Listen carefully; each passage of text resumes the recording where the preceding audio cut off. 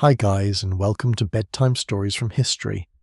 Tonight we step into a world where the landscape has disappeared beneath deep snow, where fences vanish, roads become guesses, and the familiar shape of a home is softened beneath white drifts that climb toward the roof.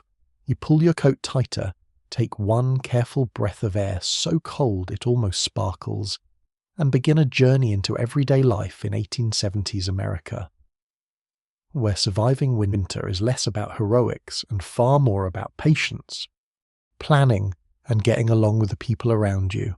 There's just one tiny reality check before we begin. If you arrived here with modern winter boots, central heating, and a phone full of weather forecasts, you would feel wonderfully confident. Without them, well, you probably won't survive this. So, before you get comfortable, take a moment to like the video and subscribe, but only if you genuinely enjoy what I do here and while you're settling in. Let everyone know where you're listening from and what your local time is. Now, dim the lights. You stand outside a modest farmhouse somewhere in Northern America during the winter of the 1870s. The exact state hardly matters yet. It could be Minnesota, Wisconsin, upstate New York, Michigan, or a growing settlement across the Great Plains. The snow has a remarkable habit of making different places feel strangely alike. It smooths hills, buries wagon tracks, and muffles almost every sound until the whole countryside seems to be holding its breath. Your first surprise is not the cold, it is the silence. Modern winters are filled with engines, distant traffic, and the gentle hum of electricity. Here, silence becomes something you can almost touch. It wraps around you as completely as the snow itself when the wind rests. The loudest sound might simply be your own boots pressing into fresh powder with a soft crunch. The air smells astonishingly clean, mixed with wood smoke drifting from chimneys. That smoke carries hints of oak, maple, and pine depending on what was cut during the previous seasons. Somewhere nearby a horse snorts impatiently, creating tiny clouds that vanish into the frozen morning. You quickly realize that snow is not a temporary inconvenience, it is now the landscape. The ordinary paths between the house, the barn, and the well have disappeared beneath drifts that sometimes reach your knees and sometimes your waist. Every journey becomes slower than you expected. Even carrying a bucket of water demands concentration because one hidden dip beneath the snow can send both you and the bucket tumbling into a cold, undignified heap. People in the 1870s understand something that visitors often forget. Winter rewards preparation months before it ever arrives. Throughout autumn, families work steadily gathering firewood, repairing roofs, preserving vegetables, storing grain, and checking every window for tiny gaps. Those small cracks are no laughing matter now. A hole no wider than your finger invites freezing drafts that seem strangely determined to find your neck.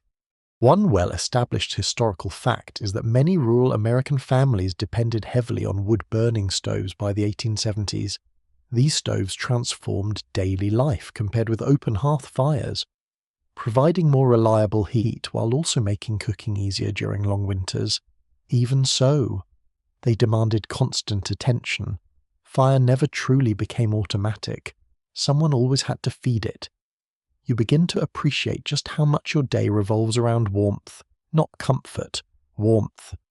That distinction matters. Comfort is enjoying an extra blanket because it feels cozy. Warmth is making sure your fingers still work well enough to milk a cow tomorrow morning.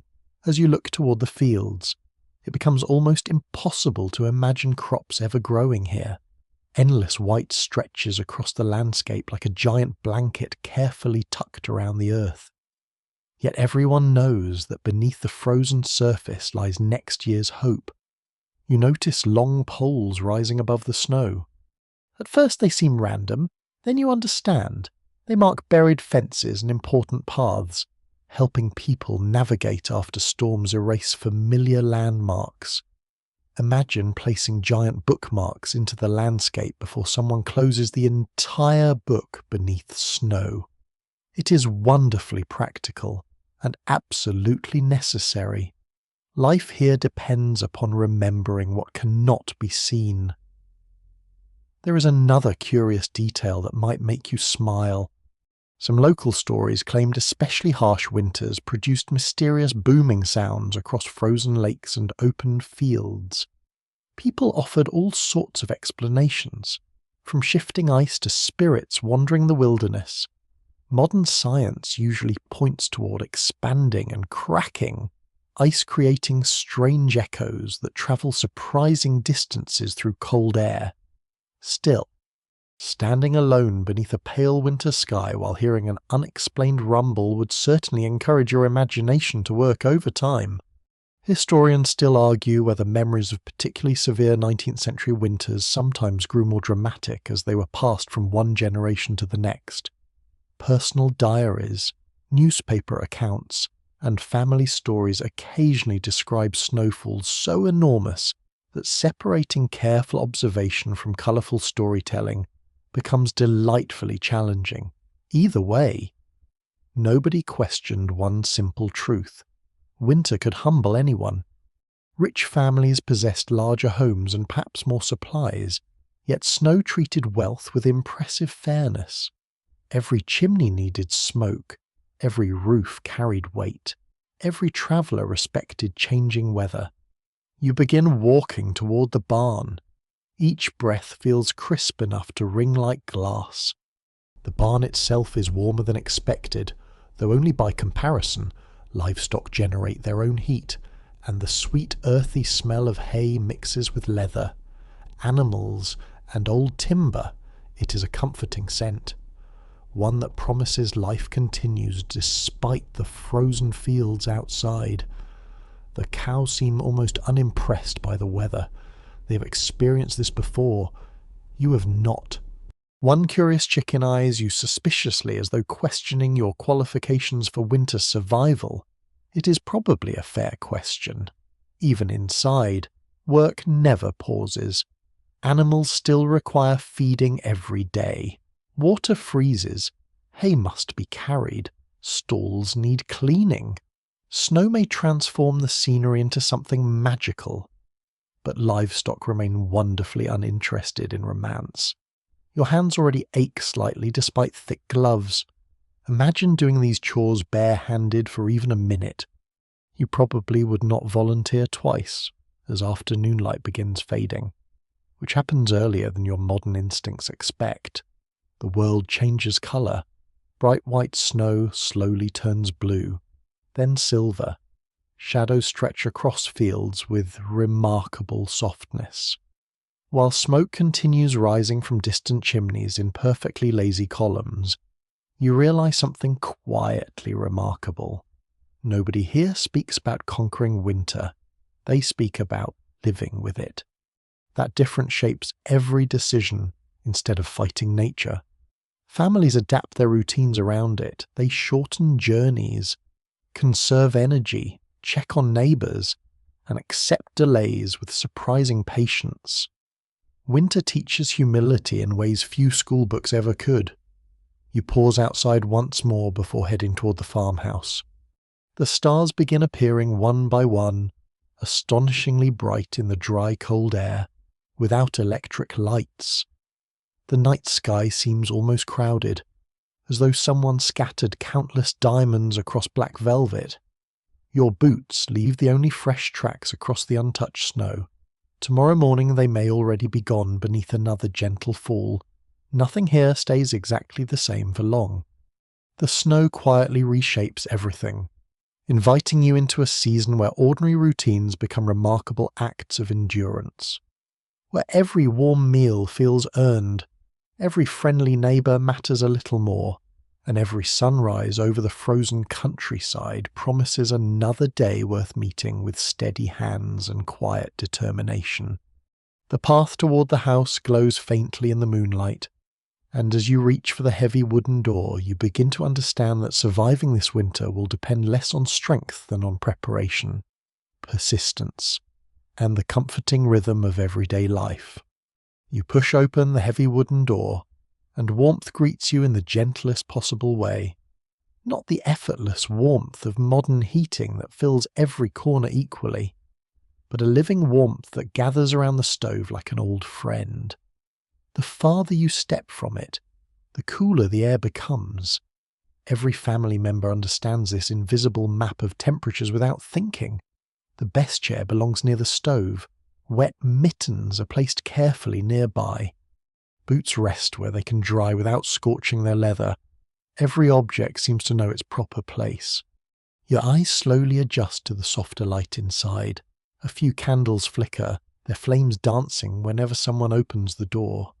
Shadows stretch across hand-planed wooden walls, making the room appear larger than it really is. The scent of simmering stew mingles with smoke, fresh bread, wool clothing, and pine resin from recently split firewood. This house is not merely shelter, it is a machine designed for surviving winter. Every board, beam, and nail has a purpose. The walls are thicker than they first appear. Builders of the 1870s understand that keeping cold outside is just as important as keeping heat inside.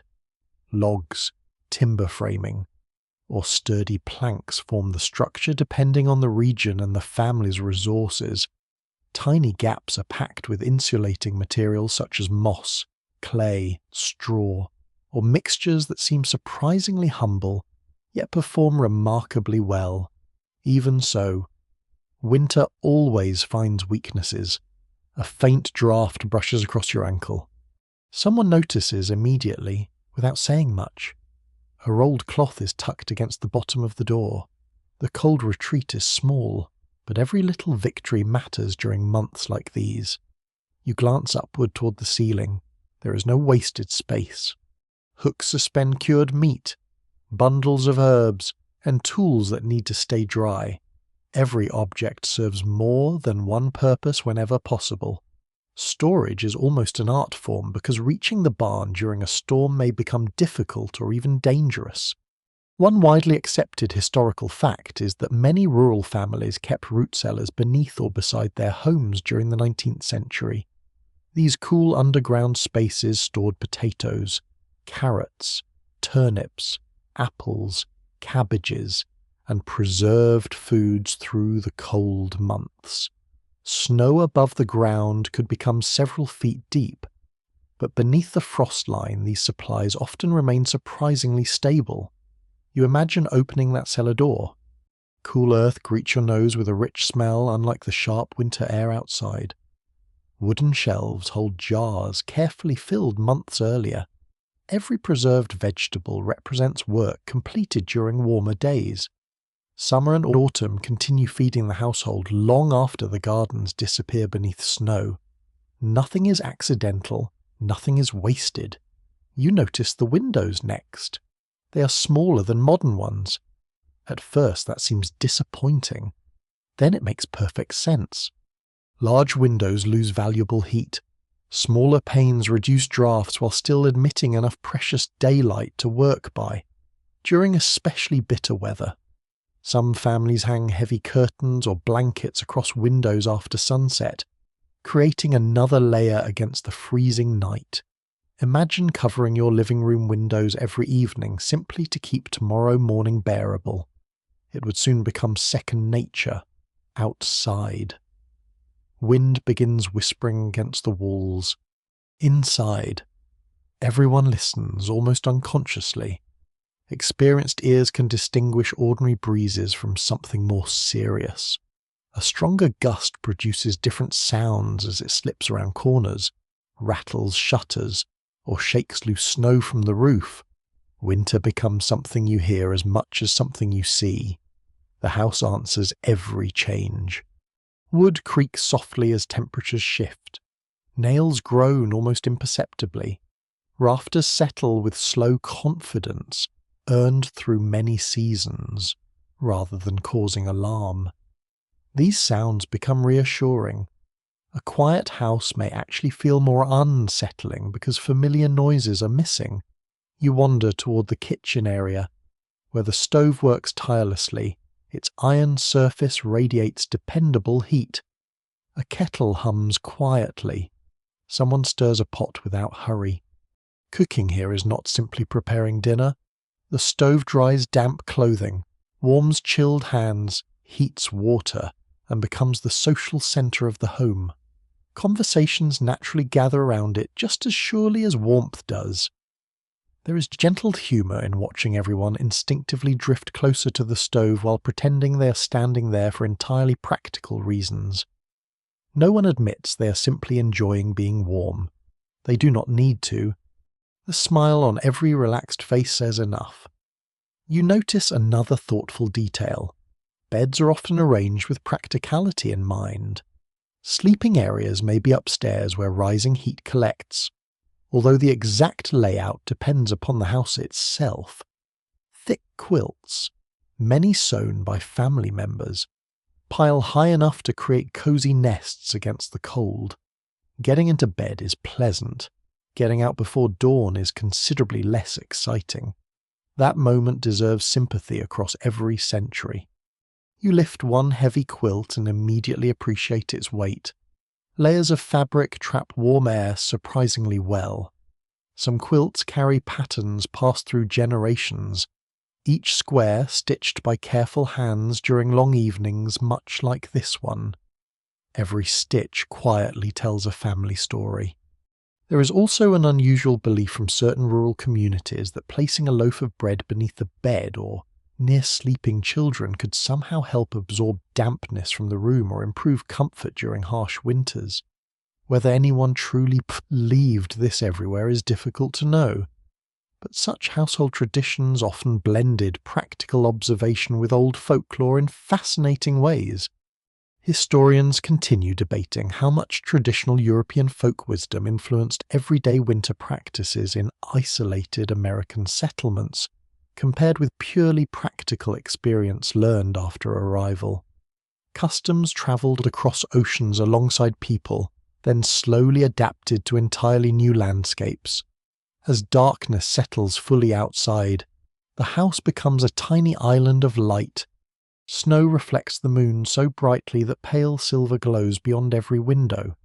It almost seems as though the night itself wishes to peek indoors. You step outside briefly. The cold immediately presses against your face.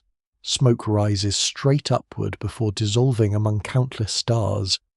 The roof wears a thick blanket of snow that actually helps insulate the house below, provided it does not become dangerously heavy. Nearby stands the barn, partially buried but sturdy. Paths have already been shoveled twice today.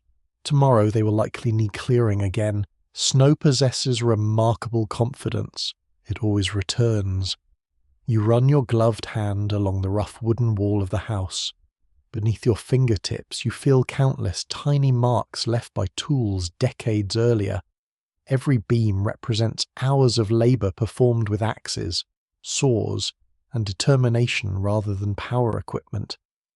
Building a home in this era demands patience beyond modern imagination. Yet once completed, that home becomes far more than lumber joined together. It becomes security, hope, memory. Children grow here. Meals are shared here.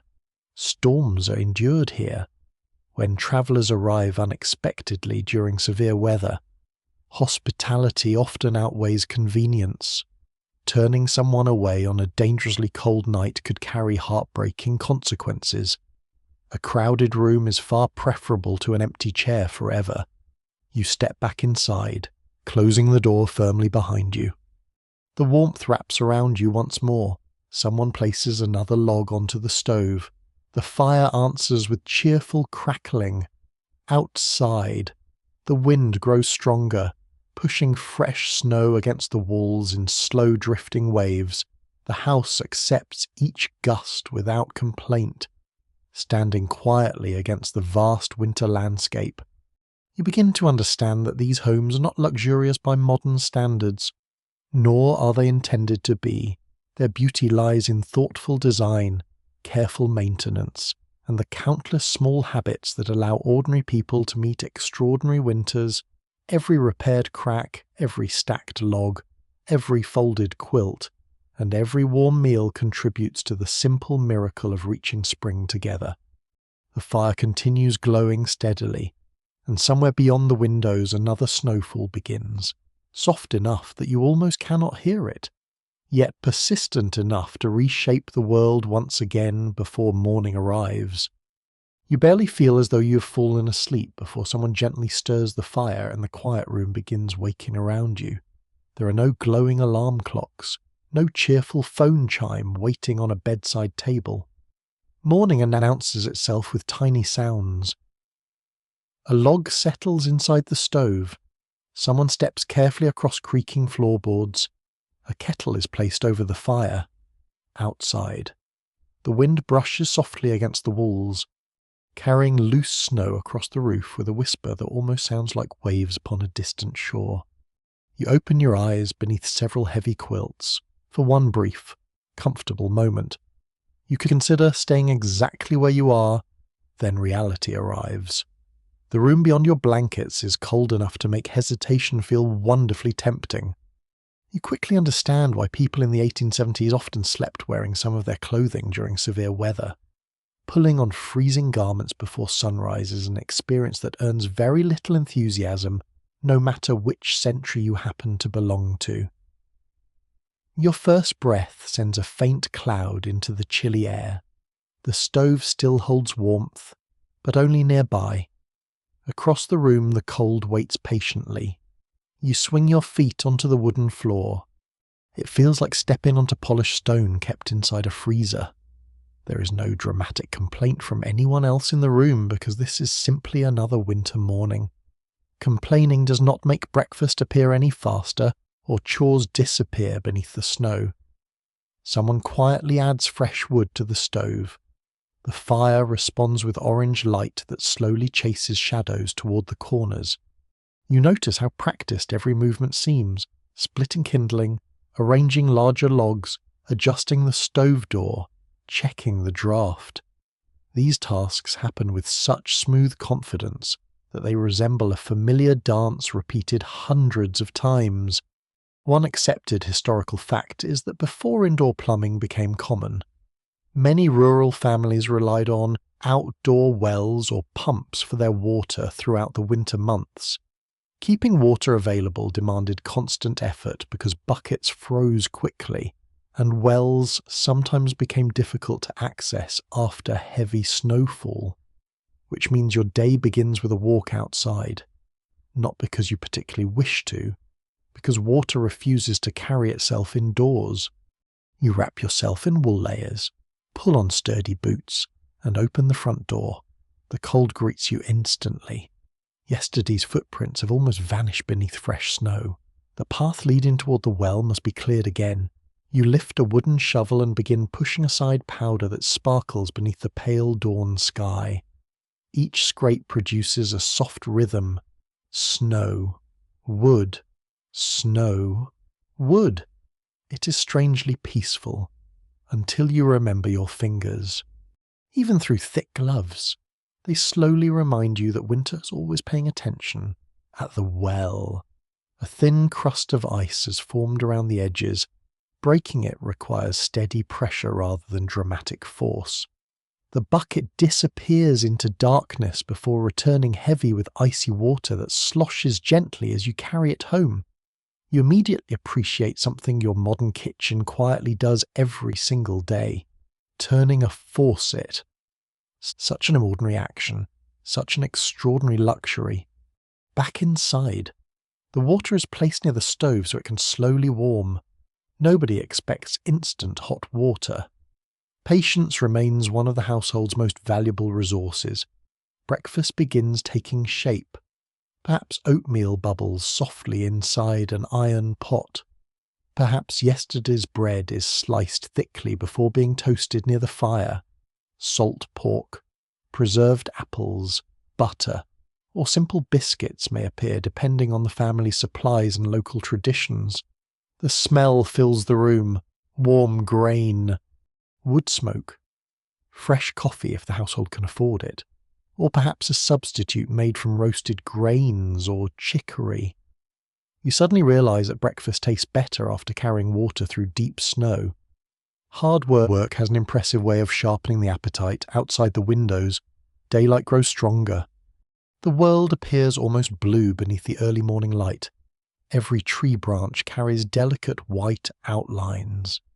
Fence posts peek above the drifts like tiny islands rising from a frozen sea.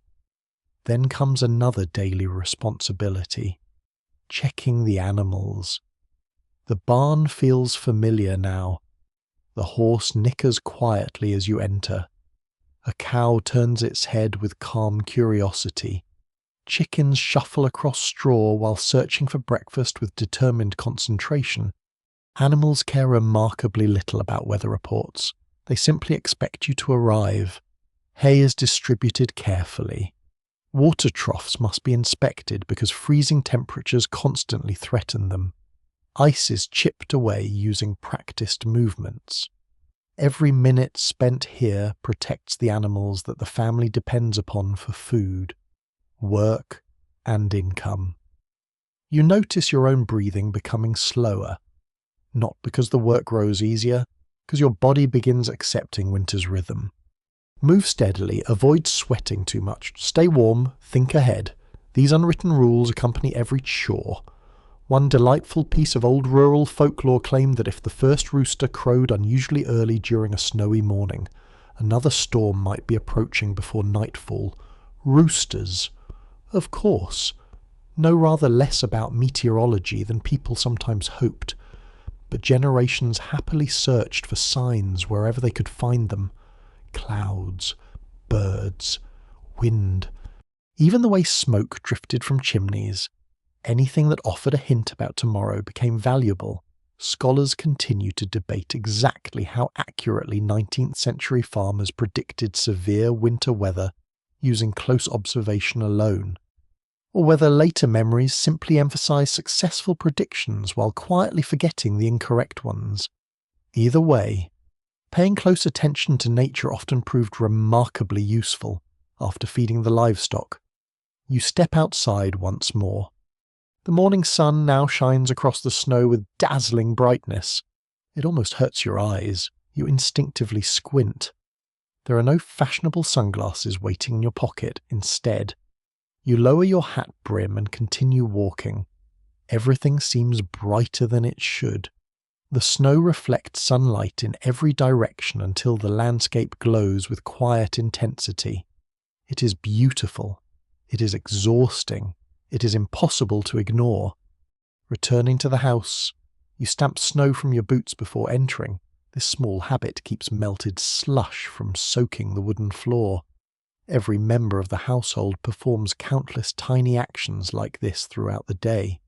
Individually, they seem unimportant. Together, they keep the home functioning. Laundry hangs near the stove where gentle warmth slowly dries damp socks and mittens. Someone repairs a torn sleeve before it becomes a larger problem. Another family member sharpens a tool that will be needed later in the week. Nothing waits until it absolutely must be done. Winter punishes procrastination with impressive efficiency. You begin noticing how every object receives careful attention. Buckets are repaired, harnesses are checked, boot soles are inspected. Even a loose button deserves immediate sewing because replacing clothing is neither quick nor inexpensive.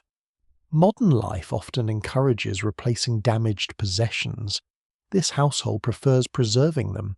There is quiet wisdom in that approach. As the morning settles into its steady pace, conversation remains gentle. Nobody rushes. Nobody wastes precious energy speaking loudly unless necessary. The crackling stove provides its own pleasant soundtrack while spoons tap softly against bowls. Outside, the endless snow stretches toward the horizon without a single sign of melting.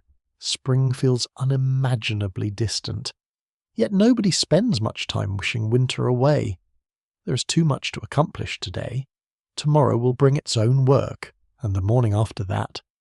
As you finish your simple breakfast and pull your gloves back on, You realize that surviving these winters is built not upon dramatic moments of courage, but upon ordinary mornings repeated with remarkable consistency. Carrying water, tending fires, feeding animals, sharing meals, repairing clothing, and stepping outside into the cold once more. These small routines, performed faithfully day after day, quietly become the foundation upon which an entire season rests. The door opens again, letting in another rush of crisp air, and you gather yourself for whatever this frozen day still has waiting beyond the drifting snow. The morning slowly unfolds into the heart of the day, and before long your thoughts begin drifting toward food again. That may sound wonderfully familiar. The difference is that in the winter of the 1870s, nearly every meal carries a quiet reminder of work completed months earlier. Every spoonful owes a debt to summer sunshine, autumn harvests, and careful planning. Snow may cover the fields from one fence line to another, but dinner was planted long before the first frost. You walk toward the pantry beside the kitchen. It is not overflowing. It is carefully balanced. Shelves hold glass jars that catch the dancing light from the stove. Crocks filled with preserved vegetables stand neatly arranged beside sacks of flour and cornmeal. Strings of dried herbs hang from wooden pegs overhead, filling the room with faint, earthy aromas whenever someone brushes past them. Nothing here has appeared by accident. Every jar represents hours of peeling, boiling, drying, stirring, and sealing. You run your fingers over the smooth glass of one preserved jar. Inside are peaches gathered during warm weather that now feels almost imaginary. Opening the lid in the middle of January is like uncorking a tiny memory of summer. The fragrance alone brightens the room. One firmly established historical reality is that home food preservation was essential for many American households during the 19th century. Families relied upon canning, drying, smoking, pickling, and salting to carry them through seasons when fresh produce simply did not exist. A successful harvest could determine how comfortably a family reached spring. You begin appreciating every potato, every onion, every apple.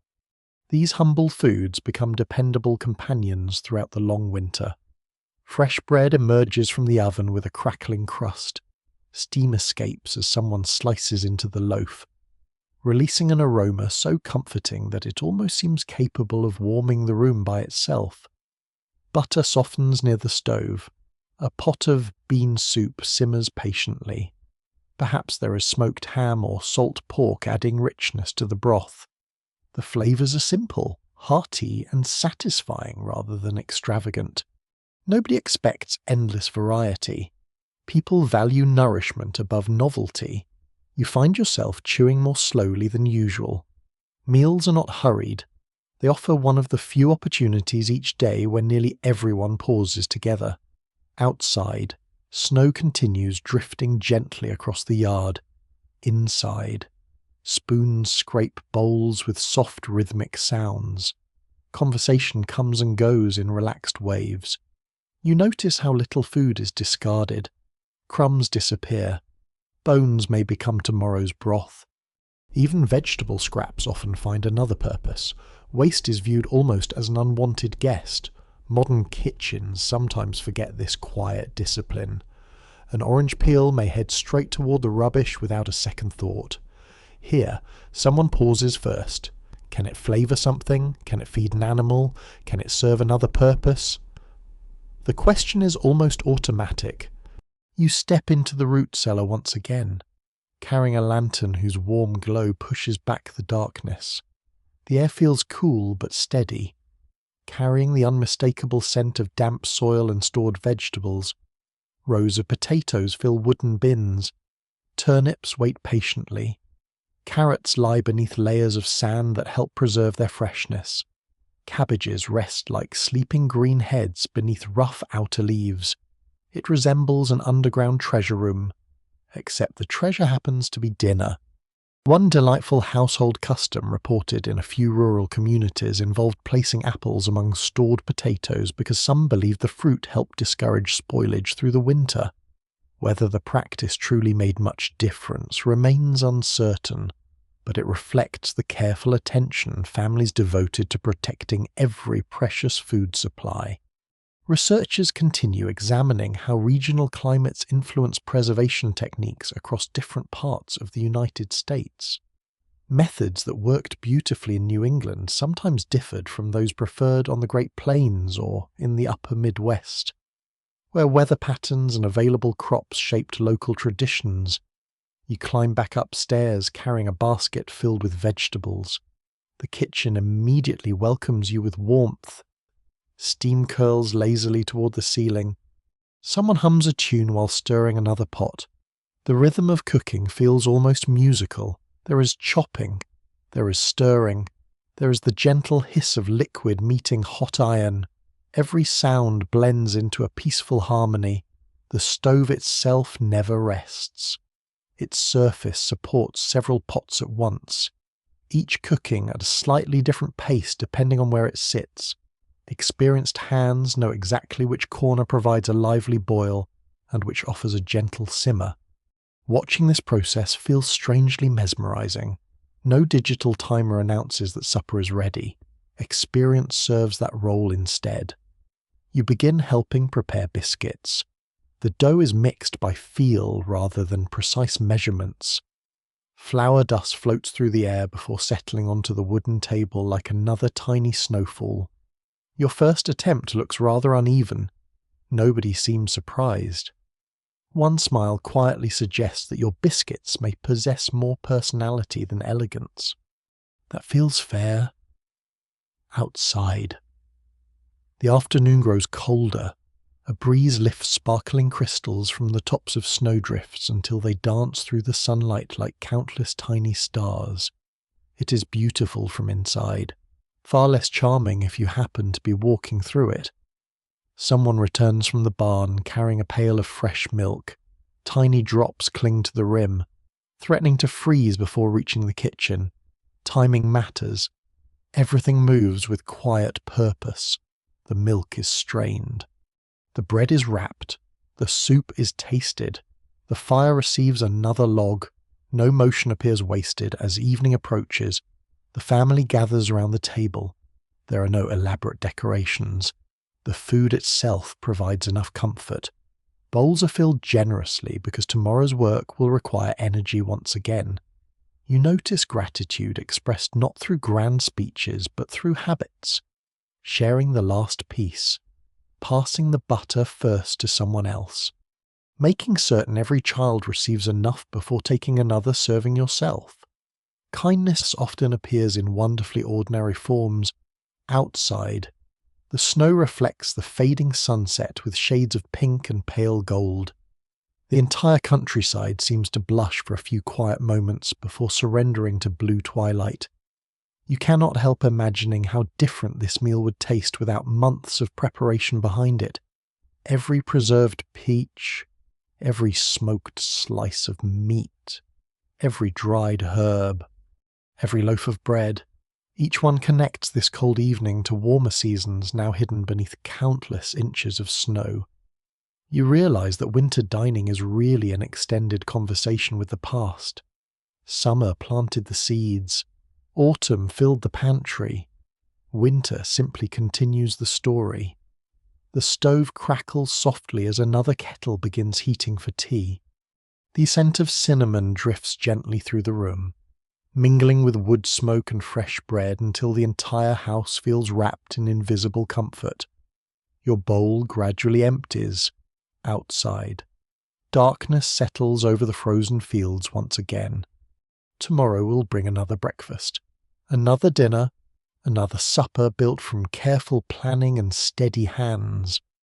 The pantry shelves will grow slightly lighter, the woodpile slightly smaller. Yet every thoughtful meal carries the household one day closer to spring. For now, though, there is satisfaction in knowing that while snow has buried the world outside, warmth nourishment, and quiet companionship continue flourishing within these sturdy walls. The morning after another quiet snowfall, you discover that getting dressed is no longer a simple routine. It has become a careful strategy. Every layer matters. Every missing button matters. Every damp cuff has the potential to make the entire day considerably more uncomfortable. You stand beside the stove holding yesterday's boots. They are finally dry. Almost. One boot still feels slightly cool near the toe. Someone notices before you do and turns it a little closer to the warmth. There is no impatience about this. Cold feet are not merely unpleasant, they slow your work, sap your strength, and make long walks through deep snow feel twice as long. You begin with the first layer. Soft wool rests against your skin. It is not silky by modern standards. In fact, it feels a little scratchy at first, yet after a few minutes you hardly notice.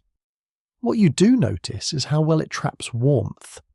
Wool possesses an almost magical ability to continue insulating, even when it becomes slightly damp from melting snow or hard work.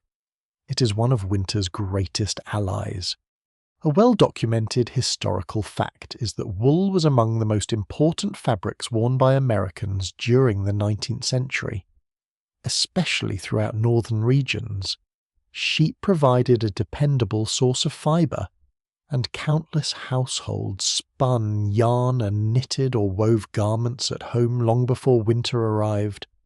Over the wool comes another shirt, then a heavier overshirt. Perhaps a vest follows, then a thick coat. Each piece performs one modest task. Together they become a remarkably effective shield against the cold. You suddenly appreciate that winter clothing is rather like building a sturdy house. One board alone offers little protection. Many carefully fitted together create security. Your trousers are made from durable wool or heavy cloth designed to withstand long hours outdoors. They are not tailored for elegance. Fashion politely steps aside when survival enters the room. Modern wardrobes often encourage variety. This wardrobe encourages endurance. You pull on thick wool socks, then another pair. Your boots are sturdy leather, carefully treated with grease or oil to resist moisture. They feel heavier than anything waiting in a modern hallway. Walking through deep snow demands footwear that can survive frozen mud, hidden ice, sharp twigs, and endless dampness. Each step reminds you that practicality has won the argument. You lace the boots tightly. Too loose and snow creeps inside. Too tight and circulation suffers. Finding the right balance becomes another quiet skill learned through experience. Someone hands you knitted mittens, not gloves, mittens. There is wisdom in the difference. Keeping your fingers together allows them to share warmth more effectively. You lose a little dexterity but gain precious comfort. The mittens carry tiny irregular stitches. You smile. They were clearly made by human hands rather than a factory machine. Perhaps a grandmother knitted them beside this very stove years ago while telling stories that children still remember. Every stitch quietly continues its work. You wrap a long wool scarf around your neck until only part of your face remains visible.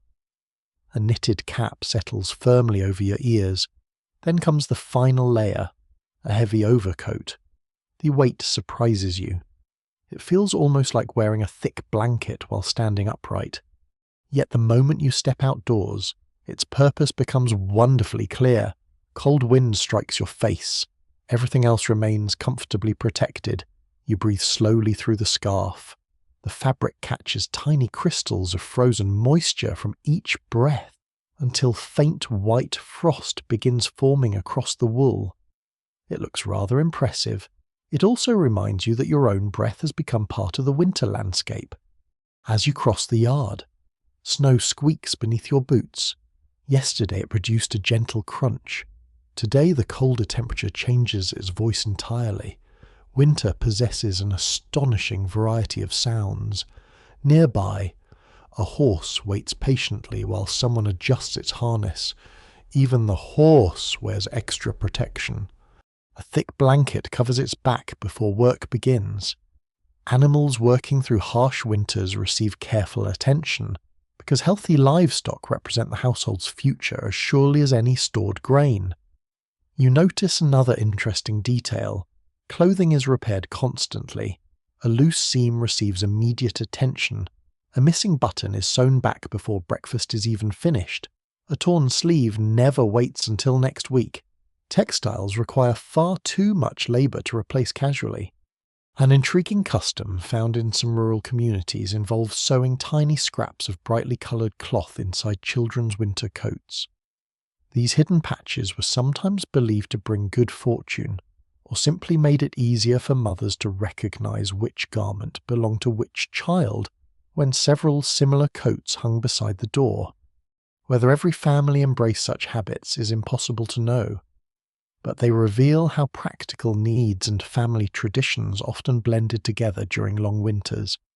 Experts continue discussing how rapidly factory-produced clothing replaced homemade garments in different parts of the United States during the 1870s. Urban families generally gained access to manufactured goods earlier, while many rural households continued relying heavily upon sewing, knitting, and weaving within the home for years afterward. The difference becomes easy to imagine. A city shop may offer ready-made coats. A remote farming community often offers skilled hands instead. Back inside, someone sits near the window mending a pair of trousers.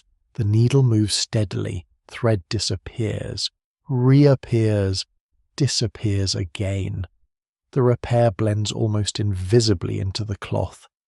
There is quiet satisfaction in extending the life of something useful. Nothing about the process feels hurried. Outside, another light breeze scatters powdery snow across the yard. Inside, the rhythm of sewing continues. You begin examining the fabrics more closely. Flannel shirts feel soft after repeated washing. Heavy wool coats carry the faint scent of lanolin. Leather gloves smell pleasantly earthy when warmed near the stove. Even drying mittens release a subtle aroma of damp wool mixed with wood smoke. These scents become part of everyday winter life, years later.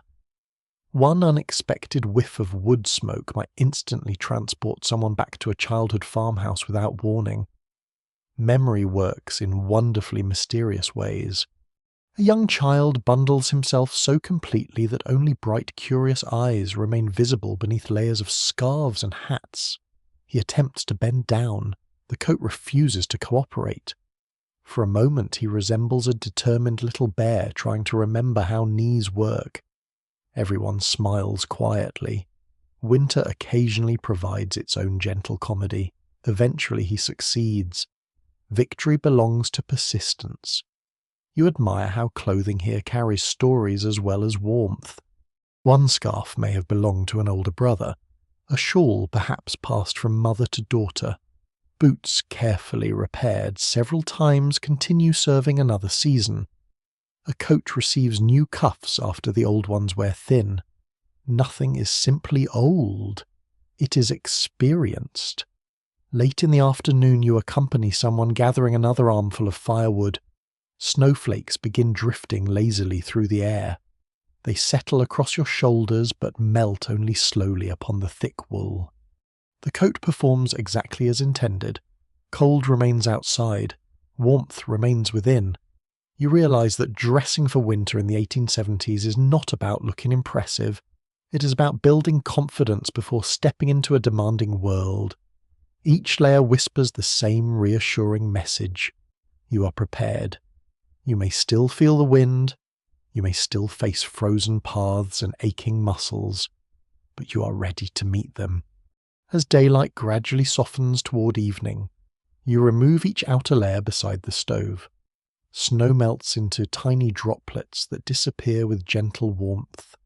Boots wait patiently to dry for tomorrow. Mittens return to their familiar place. Scarves hang neatly from wooden pegs. The ritual happens in reverse, just as carefully as it began. Another winter day has tested every stitch, every button, every boot sole, and every knitted mitten. Together they have carried you safely home once again, proving that sometimes the greatest inventions are not grand machines at all, but simple garments shaped by generations who understood exactly what winter demanded. By now you have learned that stepping outside is never a casual decision. You pause at the doorway almost without thinking, you glance toward the sky, you listen to the wind, you judge the depth of fresh snow gathered during the night. A journey that would take 15 minutes in July may now demand an hour. Steady determination, and a healthy respect for nature's ability to rearrange the landscape while everyone sleeps. You pull the door closed behind you. The farmhouse quickly becomes smaller against the enormous white countryside. Yesterday's path has nearly disappeared again. Snow has a remarkable talent for erasing evidence that people were ever here. You begin walking carefully, lifting each boot a little higher than feels natural. The movement is tiring at first. Before long your legs settle into an even rhythm.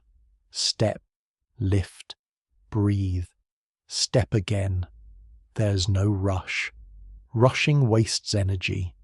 Energy is valuable. The fields stretching around you appear almost endless.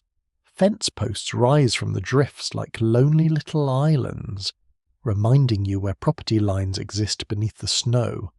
Without them you might wander farther than intended before realizing that a neighboring farm has quietly replaced your own. One well-supported historical fact is that horse-drawn sleighs became one of the most practical forms of winter transportation across snowy parts of North America during the 19th century. When roads were deeply covered, runners often glided over packed snow more efficiently than wheeled wagons could ever manage. Soon you hear something before you see it, a gentle chorus of bells, not church bells, smaller ones, clearer ones. A horse appears around a bend pulling a wooden sleigh. Tiny bells attached to the harness ring cheerfully with every step. Their sound drifts across the frozen air long before the sleigh reaches you. Those bells are pleasant to hear. They are also wonderfully useful. In swirling snow, limited visibility can hide travellers until they are almost upon one another. Bells announce an approaching sleigh well before it comes into view, reducing the chance of unexpected encounters on narrow winter roads. The horse breathes steadily. Its nostrils release pale clouds that vanish into the morning air. The runners slide across packed snow with a soft whisper, unlike the rattling noise of wagon wheels on dry roads. It is such a graceful sound that you almost forget how much effort the horse supplies with every step. The driver raises a mittened hand in greeting. No lengthy conversation follows. The cold encourages efficiency, a smile, a nod, perhaps a few friendly words. Then each traveller continues toward the day's destination. You notice how the road itself has changed. Technically, it is still the same road used throughout the warmer months. Practically speaking, it has become something entirely different. Snow smooths bumps and hollows until familiar routes feel almost new. In places, people travel across frozen ponds or rivers that would be impossible to cross safely during summer. Winter creates temporary highways that disappear again with the spring thaw. Imagine explaining that to someone who has never seen a frozen river. For several months, the water itself becomes part of the road. Nature quietly redraws the map. You continue walking toward a neighbouring farm several miles away. The landscape feels vast, yet surprisingly intimate. Smoke rising from distant chimneys tells you exactly where families live, even when houses themselves remain hidden behind trees or snowdrifts. A flock of crows circles overhead. Their dark feathers stand out sharply against the brilliant white fields. The only other movement comes from wind lifting sparkling snow into tiny swirling shapes that dance across the ground before fading away. Some frontier travellers carried long poles while crossing especially deep snow, partly to help maintain balance and partly to test uncertain ground hidden beneath drifting powder. A frozen stream concealed beneath fresh snowfall could appear deceptively solid until one careless step suggested otherwise. That simple wooden pole suddenly seems like an excellent invention. Sometimes the cleverest tools are also the simplest. Modern technology often dazzles. A sturdy stick quietly saves the day without asking for recognition. There remains lively discussion among historians about how consistently isolated rural roads were maintained during particularly severe winters in different regions of the United States. Local records suggest considerable variation. Some communities organized regular snow-clearing efforts, while others accepted that certain routes would remain nearly impassable until weather improved. The answer often depended upon neighbors. Once again you discover that community matters almost as much as weather. Ahead, several men work together clearing a drift that has swallowed part of the road. Large wooden shovels rise and fall with measured rhythm. Nobody appears especially cheerful about the task. Neither does anyone complain very much. The work simply needs doing. You join them. Within minutes you understand why these drifts inspire respect. Snow is beautiful while falling. It becomes surprisingly heavy once packed by wind. Each shovel feels full long before it actually reaches the top. Your breathing deepens, tiny beads of moisture gather beneath your hat. You immediately slow your pace. Working too hard risks becoming overheated, and damp clothing can quickly become uncomfortable once you stop moving. Winter constantly encourages moderation. Not too fast, not too slow, not too much, not too little. Eventually a narrow passage appears. It is not perfect. It is enough. The group exchanges satisfied smiles before everyone resumes their own journeys. No formal ceremony marks the accomplishment. Helping one another belongs to ordinary life. The afternoon carries you through a stretch of woodland where towering pine trees soften the wind. Snow clings to every branch, transforming the forest into something almost dreamlike. The silence changes here. Open fields produce broad quiet. Forests create closer quiet. You hear an occasional creak as heavy branches shift beneath their snowy burden. Somewhere a woodpecker taps patiently against frozen bark. Otherwise the woods remain still. Your boots leave the only clear trail between the trees. For a brief moment you stop walking, not because you are tired, because the beauty deserves attention. Sunlight filters through the branches in long golden beams. Tiny crystals drift lazily through the light, sparkling as though thousands of invisible lanterns hang among the trees. The entire forest seems to glow from within. You almost forget how cold your nose feels. Almost. Emerging from the woods, you spot the neighbouring farmhouse standing proudly against the snowy hillside. Fresh tracks lead toward the barn. Smoke curls from the chimney. Signs of life. Signs of warmth. Signs of welcome. Travel during winter teaches patience more effectively than almost any schoolmaster could. Distances feel longer.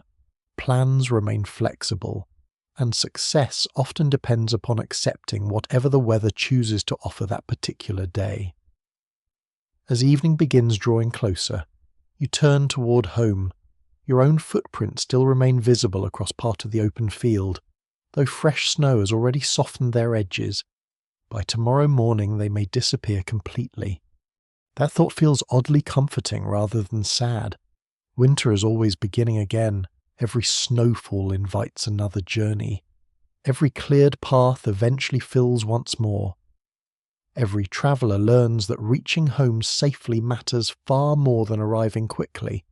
The farmhouse gradually grows larger in the fading light, its windows glowing warmly against the blue-white landscape. You quicken your pace just enough to imagine the familiar crackle of the stove waiting inside. Grateful that another careful journey across the buried roads of the 1870s has carried you there without hurry, without drama, and with a deeper understanding that winter travel is less about conquering distance than about moving wisely through a world temporarily remade by snow. The road has carried you home once again, but the day's work is far from finished, if anything. Winter has a curious way of making every task feel both slower and more important. The fields may appear asleep beneath their thick white blanket, yet a farm in the 1870s never truly rests.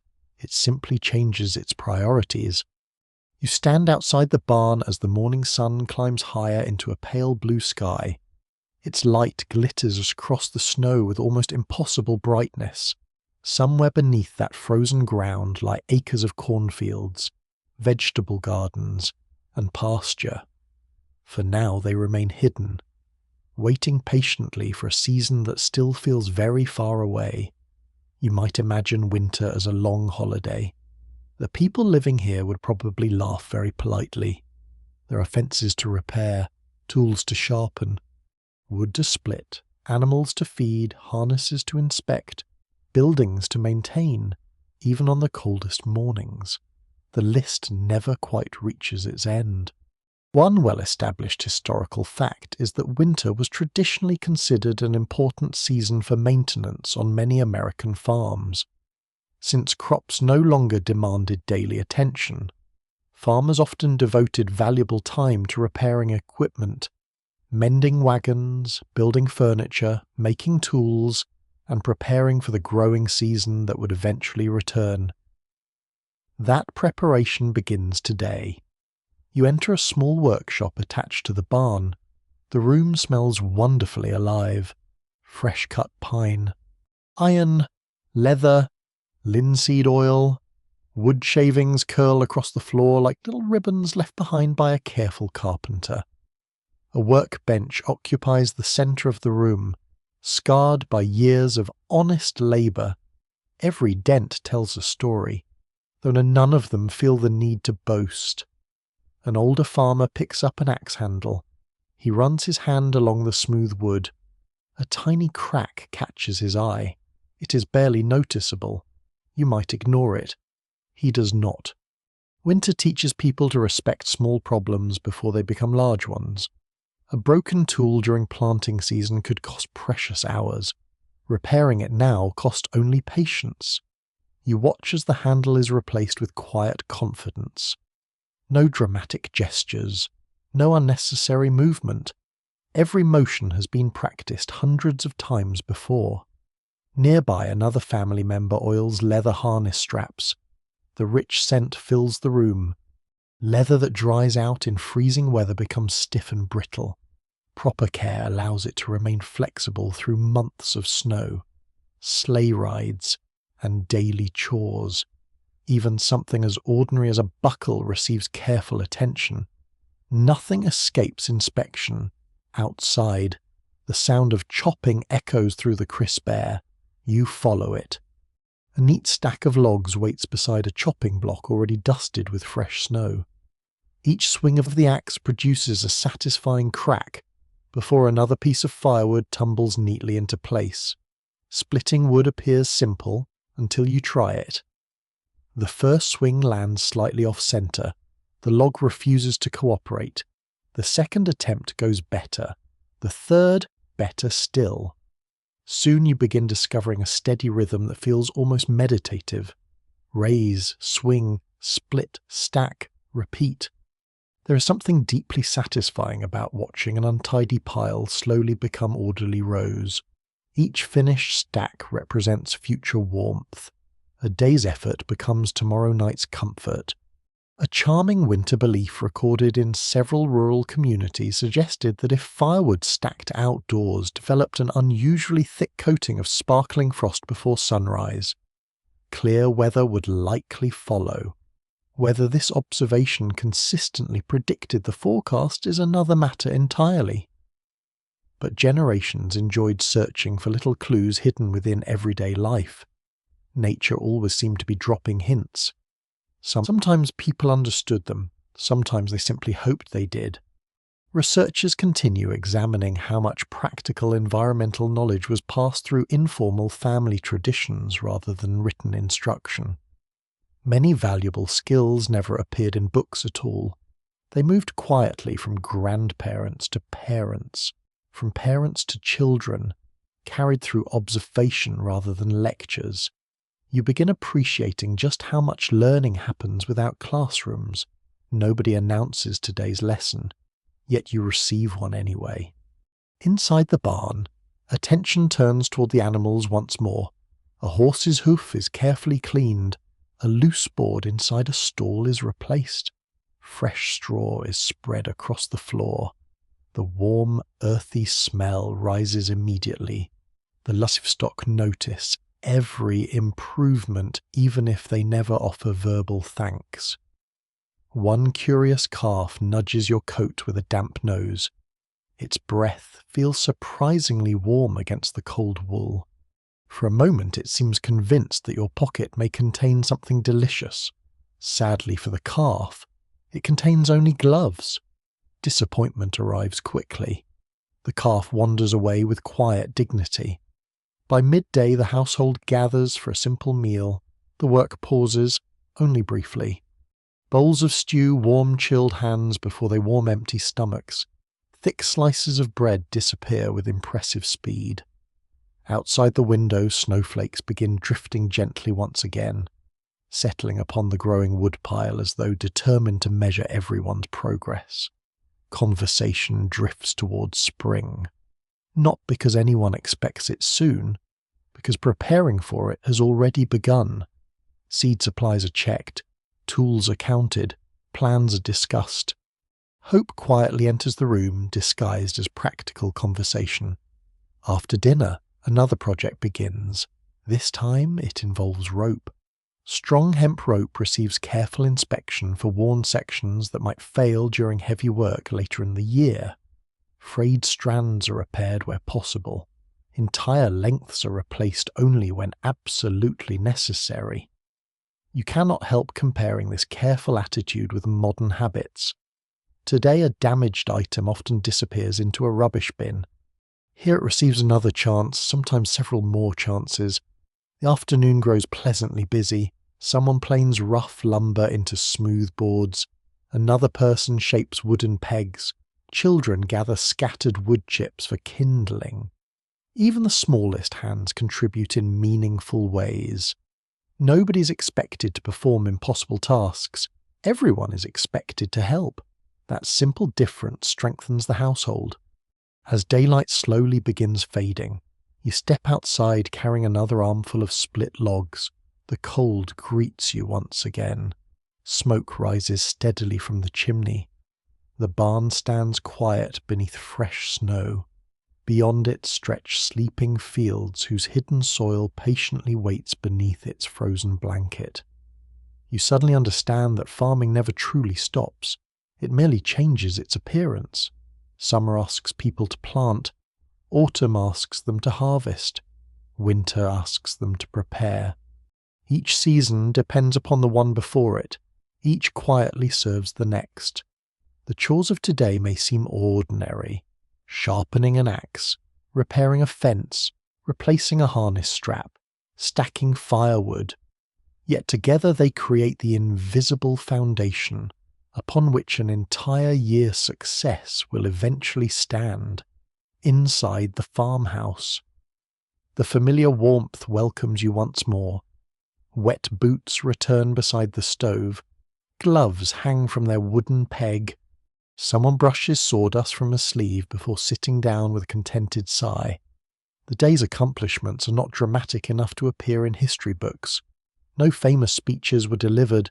No grand discoveries were made, and yet these quiet hours represent the true heartbeat of rural America in the 1870s.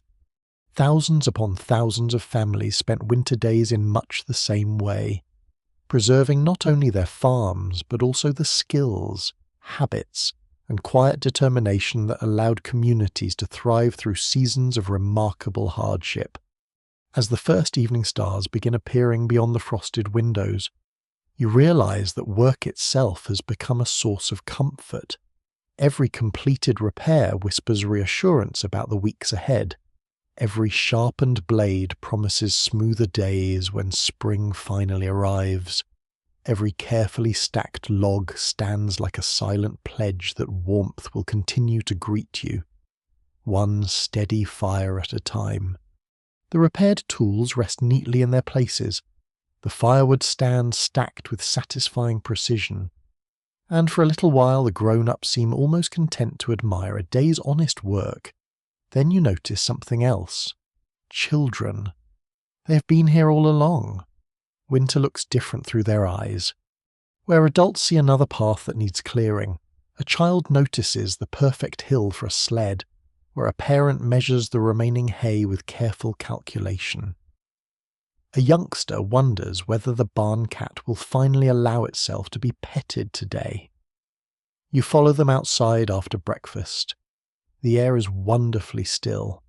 Fresh snow has softened every corner of the farm, covering wagon ruts, scattered footprints, and patches of frozen mud beneath a smooth white blanket.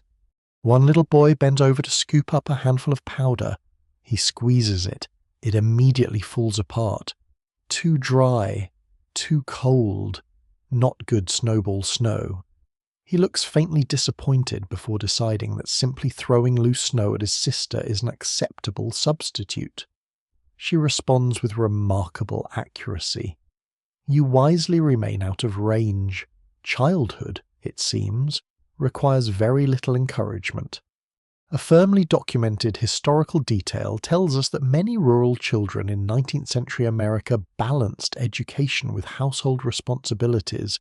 Attendance at school often depended upon weather, distance, family needs, and the condition of local roads, especially during difficult winters. Today happens to be one of those uncertain mornings. The small schoolhouse several miles away may still be open. Getting there is another question entirely. Deep drifts have covered sections of the road again. The adults discuss conditions quietly while the children pretend not to listen. They are listening, every word, if school is possible. Boots will be laced, if not. And lessons continue at home. Learning rarely disappears altogether. Inside the farmhouse, a worn reader rests beside a slate and a small piece of chalk.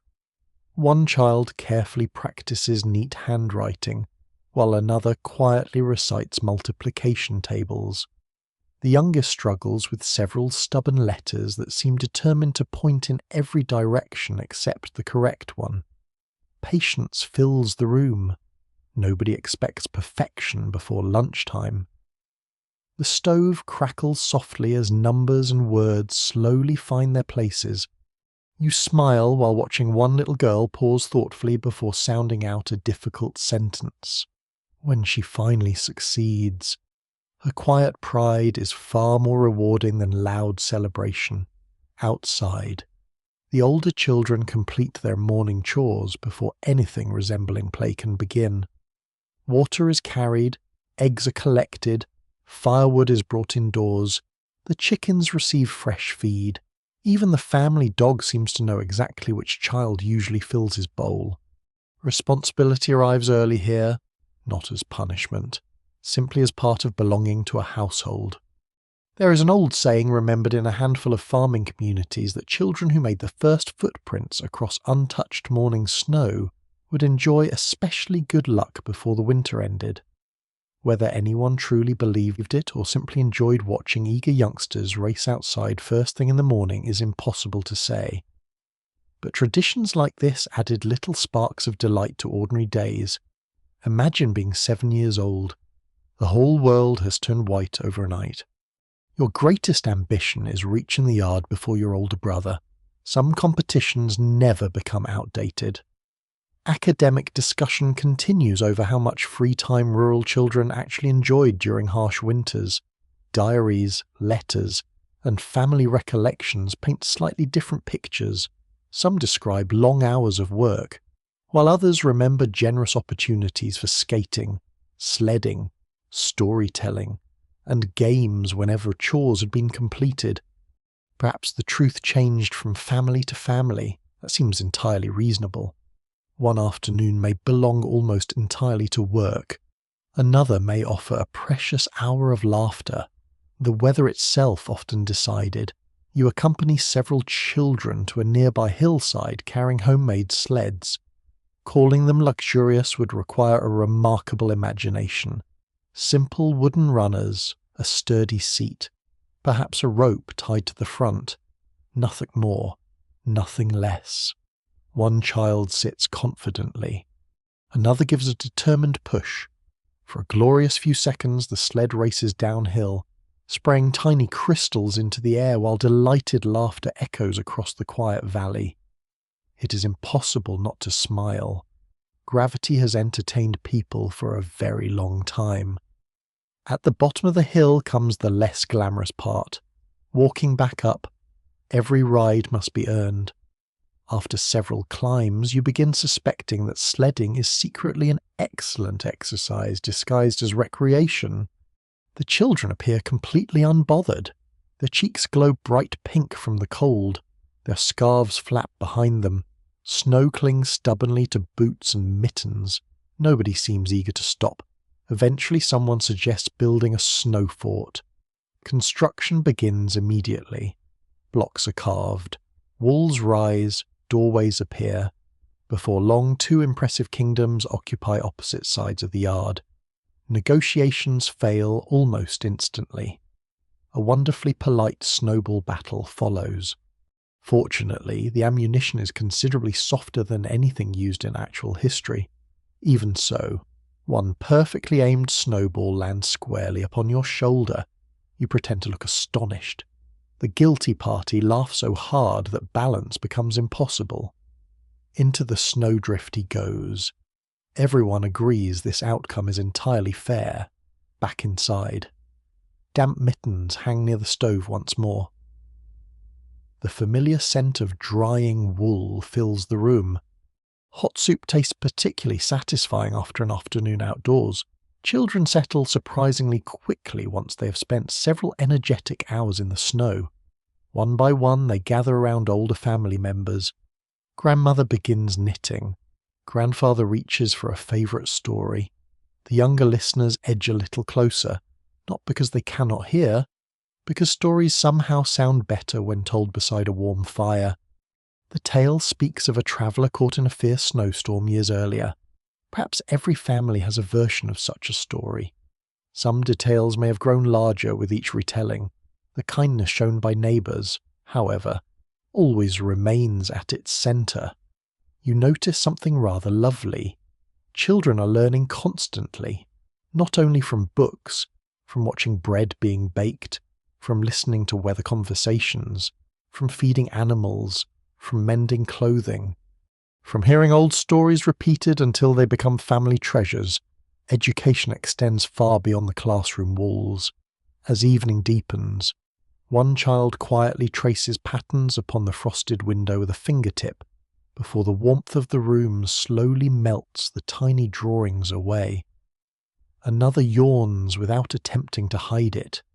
The day's adventures have finally caught up. Soon quilts will be pulled high beneath sleepy chins. Boots will wait beside the stove. Scarves will dry through the night. Tomorrow may bring another snowfall, or bright sunshine upon frozen fields. Either way, childhood continues, finding moments of wonder tucked between responsibilities. You leave the children gathered around the fire, their faces glowing softly in the warm light while the world outside settles beneath another calm winter evening. Their laughter still seems to linger gently in the wooden beams above, a cheerful reminder that even during one of the harshest seasons imaginable, joy has an extraordinary habit of making itself at home wherever people are willing to share it. The laughter from the children slowly fades into the comfortable quiet of the evening, but the importance of people around you becomes even clearer as the winter days continue. A family can prepare carefully, a household can store food, repair tools, and stack enough firewood to last through the cold months. Yet even the most prepared home remains connected to the world beyond its own doorway. Winter has a way of reminding everyone that independence has limits. You step outside the next morning and look across the snowy landscape. The farms appear separated by wide stretches of white, each home standing like a small island. In summer, those distances may feel manageable. A neighbour a mile away seems close enough. In deep winter, that same mile can become a serious journey. The wind moves across the fields, lifting loose snow into thin waves. The familiar paths are difficult to recognize again. A person travelling alone must think carefully about every step, every turn, every landmark. This is why neighbours matter so much. Not as a pleasant extra, as a necessity. You watch as a nearby family arrives carrying supplies on a small sled. They have brought flour, a few tools, and a message from another household farther down the road. Their visit is not a formal event. There is no grand announcement. They simply arrive because people look after one another.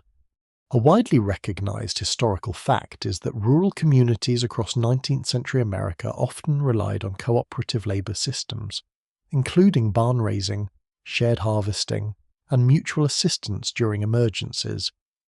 These traditions were especially important in isolated areas where professional services were limited, and neighbours could be the fastest source of help. You begin noticing how often cooperation appears in ordinary moments. Someone repairs a broken fence post for an elderly neighbour. A family lends a horse when another household needs to reach town. Extra bread is shared when a winter storm delays travel. A spare pair of mittens finds its way to someone whose own pair has finally worn through. None of these actions seem extraordinary to the people performing them. They are simply what needs to happen. You enter a neighbouring farmhouse with a group carrying firewood inside. The room feels instantly familiar. The same warm glow from the stove, the same scent of coffee and wood smoke, the same gentle sounds of conversation. Yet there is something different here, a feeling of relief. The family had struggled after a recent storm damaged part of their roof. Several neighbours arrived before the next snowfall to make repairs. The work took most of the day, but nobody treated the effort as a burden. The roof was fixed, the household was safer, the community grew stronger. A small winter miracle made from ordinary people showing up. You notice that these gatherings often become social occasions as much as practical ones. Work brings people together, but conversation keeps them there. Someone shares news from town. Another person tells a funny story. Children move between rooms, carrying pieces of several conversations at once. A teenager attempts to impress everyone with an exaggerated tale about how deep the snow became during a previous storm. The adults exchange knowing looks. Everyone enjoys the story. Everyone also suspects the snow is probably not quite that deep. A curious piece of winter folklore from parts of rural America involved the belief that leaving a lantern visible in a window during difficult weather could help guide travellers safely home. The practical benefit may have depended on visibility and distance, but the tradition carried a powerful emotional message. A small light in the darkness meant someone was waiting. Someone cared. Researchers continue exploring how much 19th century neighbourly cooperation came from genuine social bonds compared with simple survival necessity. The answer was likely a mixture of both. People helped because they needed help themselves someday. But many personal letters and memories suggest these relationships also created deep feelings of trust and affection. You spend the afternoon helping with another task. A family nearby needs assistance moving supplies from an outbuilding before another storm arrives. The snow reaches higher around the structure than it did only a week earlier. Everyone works together, passing baskets and boxes along a line. The work becomes almost rhythmic. Lift, carry, pass, return. Snowflakes begin falling gently, but nobody stops. The goal is simple. Finish before darkness. You notice something about these communities. They understand the value of time differently. A few hours spent helping someone else may seem like a loss of personal time. In reality, it strengthens a network that everyone depends upon. Today you help repair a door. Tomorrow someone may help repair yours. The exchange is not always measured. It does not need to be. As evening approaches, the group returns to the farmhouse for a warm meal. The table is crowded, But nobody complains. Plates are passed around. Soup is stretched a little further. Bread disappears quickly. Somehow there is always enough. That may be one of winter's quiet mysteries. People often discover extra generosity precisely when conditions are most difficult. The conversation turns toward the weather. Everyone has an opinion. The clouds, the wind, the temperature, the behavior of animals. Every sign is considered. One person insists the geese flying earlier than usual means spring will arrive sooner. Another disagrees completely. The debate remains friendly. Nobody expects a final answer. Winter encourages observation, but also encourages storytelling. You look around the room. These people are not gathered because winter is easy. They're gathered because winter is difficult. Hard conditions have created stronger connections. The storm outside becomes almost secondary compared with the warmth inside. Later, when you walk back toward your own farmhouse, a lantern glows from a neighbour's window. Another appears farther away, then another. Small points of light scattered across the snowy darkness. They are not bright enough to defeat the night completely. They do not need to. They simply announce that life continues. Someone is awake. Someone is preparing tomorrow's meal. Someone is caring for animals. Someone is waiting for family to return safely. You walk more confidently knowing those lights exist. The distance between homes feels smaller. The silence of the countryside feels less empty. Winter may bury roads and cover fields, but it cannot completely isolate people who choose to remain connected. Back inside your own home. The stove welcomes you with familiar warmth. Your coat is removed. Your boots are placed beside the fire, and the sounds of the evening settle around you. You think about the day's work, the repaired roof, the shared meal, the laughter, the simple acts that rarely appear in official records yet shaped everyday life for countless families. History often remembers battles, inventions, and famous leaders, but beneath those stories exists another history.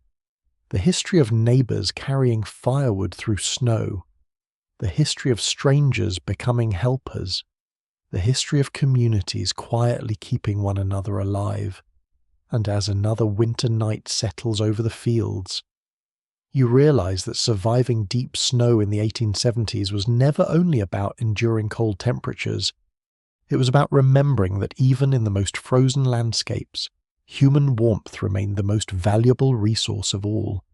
The lanterns glowing in distant windows slowly disappear behind you as you return home through the quiet snow.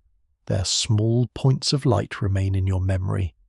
A gentle reminder that winter survival has never been a story of one person standing alone against nature. It is a story of people leaning toward one another when the world outside becomes difficult.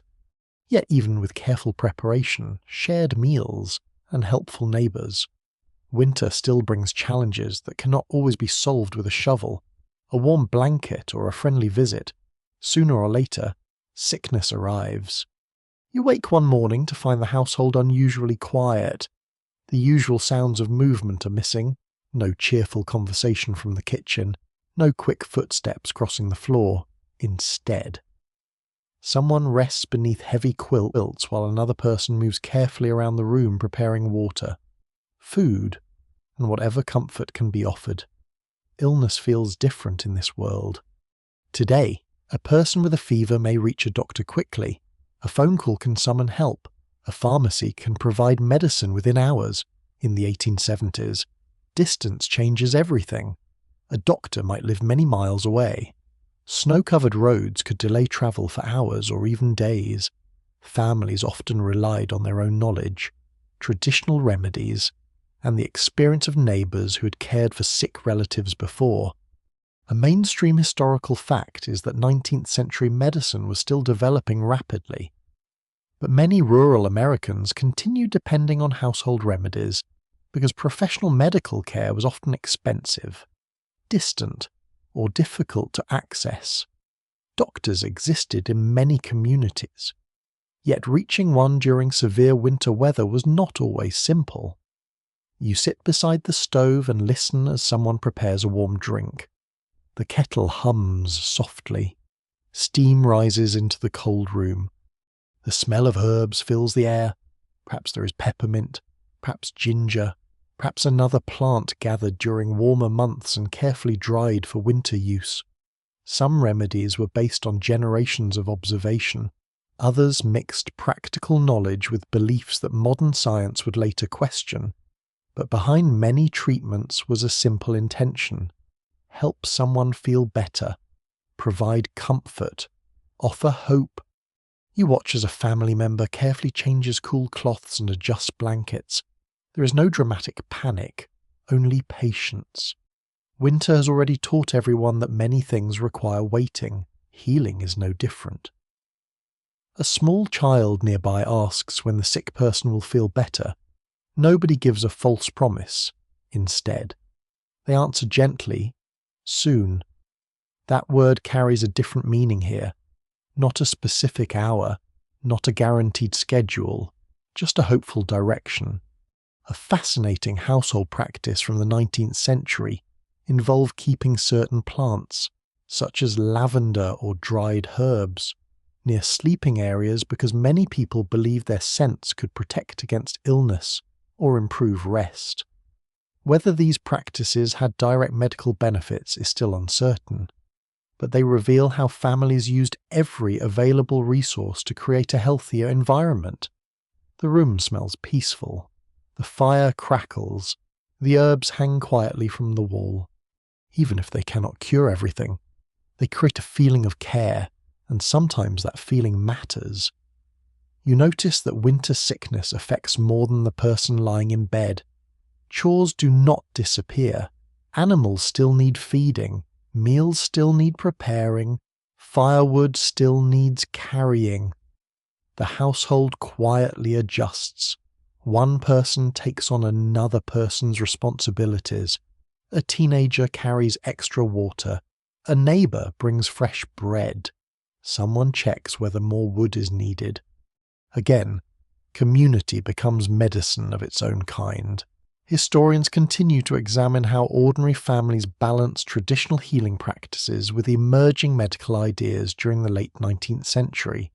Some communities quickly adopted new treatments, while others maintained older methods for generations because familiarity, availability, and trust often mattered as much as scientific progress. You step outside to gather another armful of wood.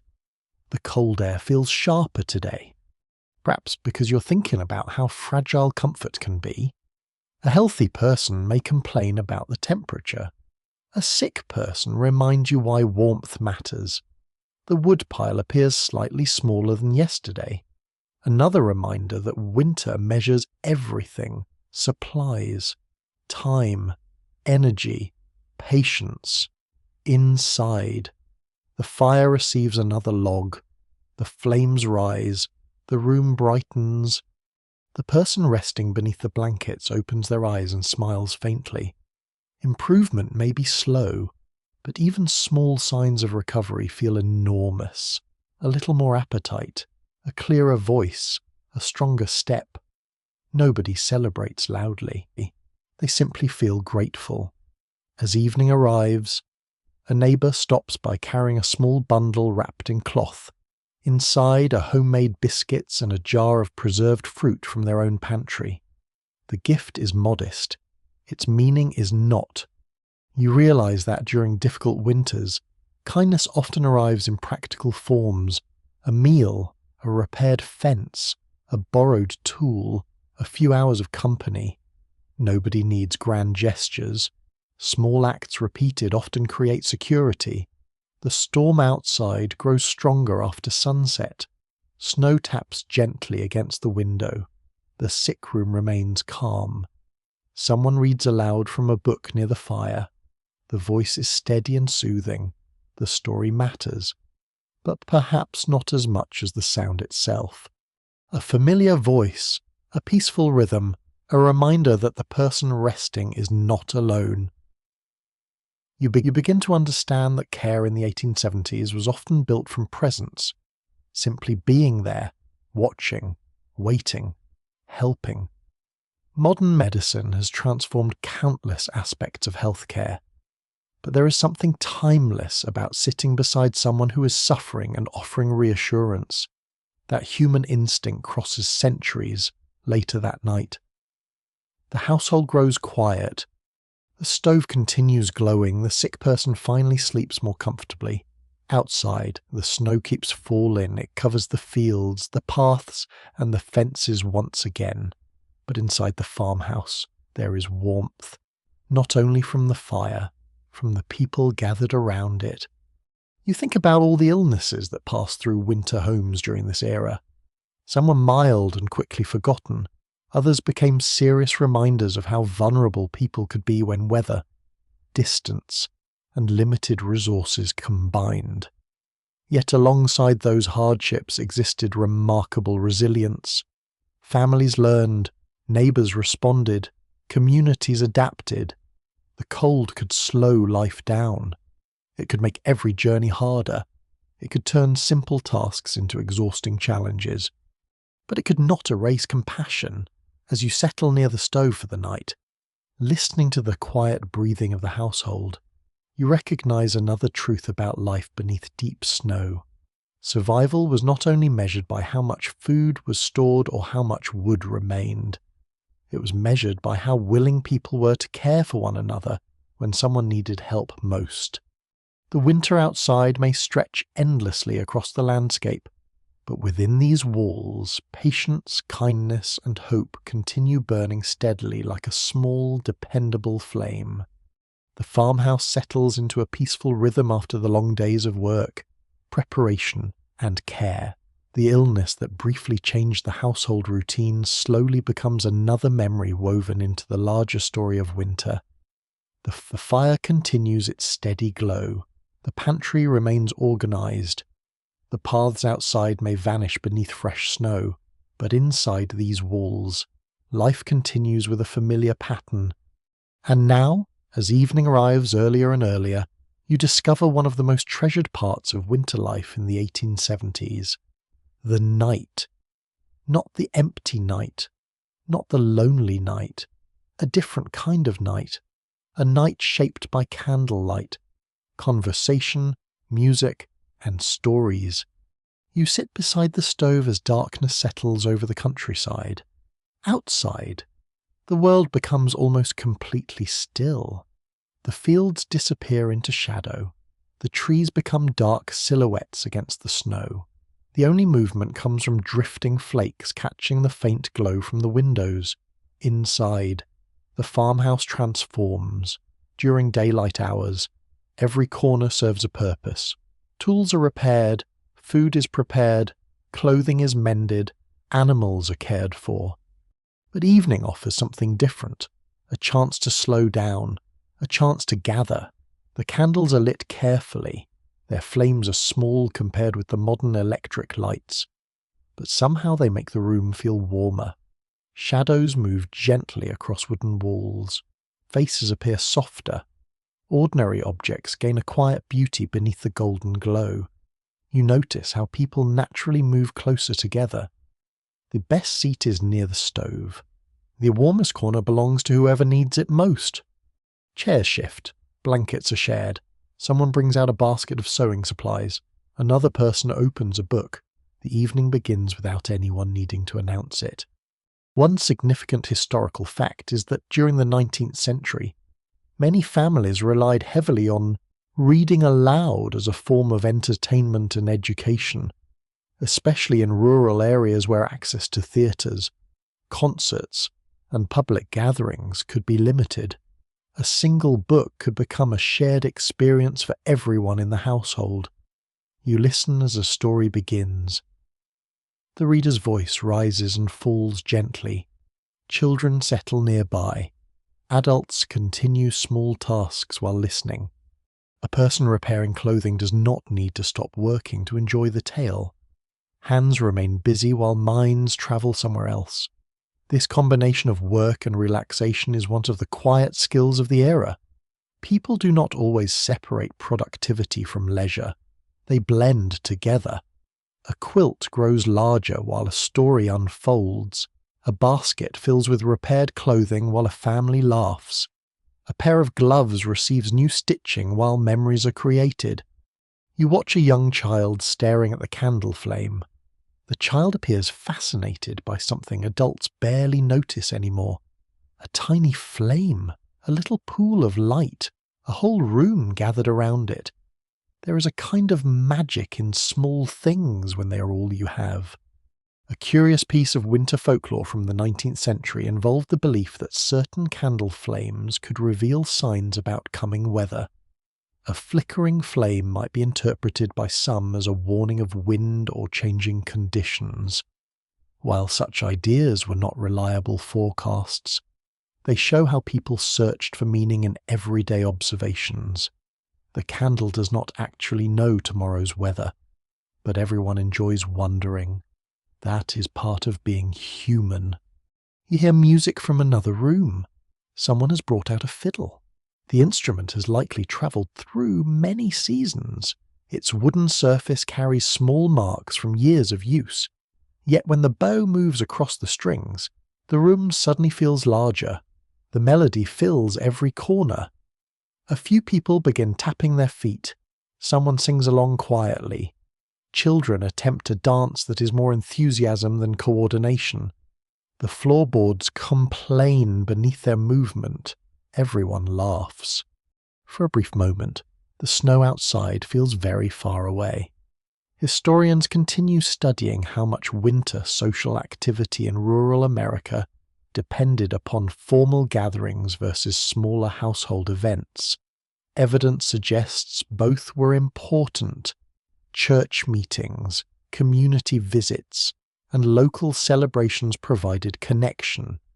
But ordinary evenings at home often form the heart of social life. You think about how different this feels from modern entertainment. There are no endless streams of videos, no glowing screens competing for attention, no constant messages arriving from distant places. Instead, entertainment comes from whoever is sitting nearby. A story, a song, a memory, a conversation. The people themselves create the evening. Someone begins telling a story about a winter storm from years ago. As expected, the snow grows deeper with every retelling. The horses become more impressive. The wind becomes more dramatic. The distance travelled becomes slightly longer. Everyone knows the story has probably improved with age. Nobody objects. The truth is not always the only thing being preserved. Sometimes families preserve feelings. They preserve the excitement of a difficult journey, the kindness of a stranger, the relief of reaching home, the laughter that followed afterward. Stories become another kind of winter shelter. They protect memories. They keep generations connected. Later, someone brings out a small piece of handwork completed during the evening, perhaps a knitted scarf, perhaps a carefully embroidered cloth. The pattern contains details passed through family traditions. You run your fingers over the finished work. It is beautiful, not because it is perfect, because it carries time within it. Hours of quiet attention, thoughtful effort, personal meaning. Winter evenings create space for these things. When daylight disappears early, people turn inward. They create, they repair, they remember, outside. Snow continues falling. The sound is gentle against the roof, almost like a soft blanket being spread across the entire world, inside. The conversation slowly becomes quieter. The fiddle rests. The book closes. The candles burn lower, one by one. People prepare for sleep. The room changes again. The chairs return to their places. The last dishes are washed.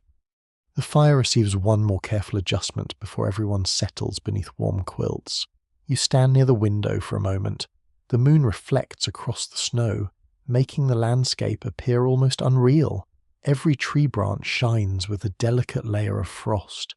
The entire countryside looks peaceful enough to belong inside a painting, yet you know what exists beneath that beauty. Cold roads, hard work, long nights, uncertain weather. Winter is never simple. It is both demanding and beautiful. It takes much from people, but it also creates moments that might never happen during busier seasons. A family gathered close, a song beside the fire, a story remembered for generations, a quiet evening where nothing extraordinary happens, and somehow that becomes extraordinary itself. You return to the warmth of the room as the final candle flickers. The farmhouse grows still. The snow continues its slow journey downward, and somewhere beneath that endless white sky, another winter night begins, filled with the simple sounds of people living, laughing, resting, and finding comfort together. The quiet evenings beside the stove have given you a new appreciation for winter's gentler side. But the same snow that creates peaceful nights can also become a powerful force that changes everything within a matter of hours. A calm morning can transform into a dangerous afternoon. A familiar road can vanish. A simple trip can become a serious challenge. Winter does not always announce its arrival with drama. Sometimes it whispers first. The sky changes. The wind shifts. The birds disappear. The air feels different against your face. You step outside and immediately notice the difference. The cold is sharper than yesterday. The horizon looks strangely blurred, as if the distant fields are slowly fading into the sky. Someone nearby looks upward. No weather app, no radio forecast, no instant warning arriving from hundreds of miles away. Instead, people observe. They watch the clouds. They feel the wind. They remember similar skies from previous winters. A storm may be coming. A well-established historical fact is that severe winter storms, often called blizzards, caused major disruptions throughout 19th century America, particularly across the northern states and expanding western settlements, before modern forecasting and communication systems. Communities often had little warning before dangerous conditions arrived. You begin preparing immediately. Extra wood is brought closer to the house. Animals are checked one more time. Water containers are filled. Loose items outside are secured. Nobody knows exactly how long the storm will last. That uncertainty is part of the challenge. A modern person might glance at a forecast and plan accordingly. Here, planning comes from experience, and experience has been earned through difficult lessons. The first snowflakes appear. They are harmless, almost beautiful. They drift lazily from the sky, landing on your coat and melting slowly. The children watch with excitement. Fresh snow means possibilities, a new landscape, a reason to play. Adults watch with caution. They know what snow can become. Within a few hours, the wind begins strengthening. The peaceful flakes turn into a swirling curtain. The farmhouse disappears behind moving white air. The world outside the window becomes a blur. You can no longer see the distant barn clearly. The fence line vanishes. The path you cleared yesterday becomes nothing more than a memory. This is the moment when winter reveals another personality. The gentle storyteller becomes a demanding teacher. You listen to the storm. The wind pushes against the walls. Snow taps against the windows. The chimney carries deep rushing sounds as air moves around the house. Inside, everyone becomes quieter, not frightened, focused. A storm demands attention. You check the fire. You check the animals. You check the supplies, then you check them again. The repetition feels almost comforting. Routine creates confidence. A fascinating winter superstition from parts of 19th century America suggested that unusual behavior from animals could signal approaching storms. A restless horse or unusually quiet birds might be interpreted as nature offering a warning. While animals do respond to environmental changes, people often added layers of folklore to these observations. creating stories that survived for generations. The storm continues. Hours pass. The world outside seems frozen in place. You begin understanding why isolation could become one of winter's greatest dangers. It was not only the cold itself, it was the difficulty of reaching help when roads disappeared and visibility collapsed. A broken tool, a sick family member, a missing animal. Any small problem could become much larger during a severe storm. Yet inside the farmhouse, preparation provides reassurance. The pantry remains stocked. The woodpile stands ready. The blankets are thick. The neighbours are aware of one another. Survival depends upon many small decisions made before the storm ever arrived. Researchers continue examining how 19th century communities adapted to unpredictable winter extremes, especially in regions where settlements expanded faster than infrastructure could develop. Some historians emphasize individual preparedness, while others highlight the importance of local cooperation networks that allowed communities to recover more quickly after severe weather. The storm eventually becomes part of the household rhythm. Meals are adjusted, chores are reduced. Conversation continues. There is no point fighting the weather, you work around it. Someone reads near the stove. Another person repairs clothing. Children find ways to entertain themselves indoors. A deck of cards appears. A simple game begins. Laughter returns. Even during storms, people search for normal moments. That may be one of humanity's most impressive habits. You look toward the window again. The snow has created a strange beauty. Every surface is covered. The world appears untouched. The branches of trees bend gracefully beneath their white weight. The drifts around the house rise higher. The storm is powerful, but it is also breathtaking. You understand why people who lived through such winters often describe them with mixed emotions. Fear and admiration, hardship and beauty, exhaustion and wonder. The same snowfall that traps a traveller indoors can create a landscape so beautiful that people remember it decades later. After many hours, the wind begins to weaken. The change is subtle. At first, you're not sure. Then you notice. The house sounds different.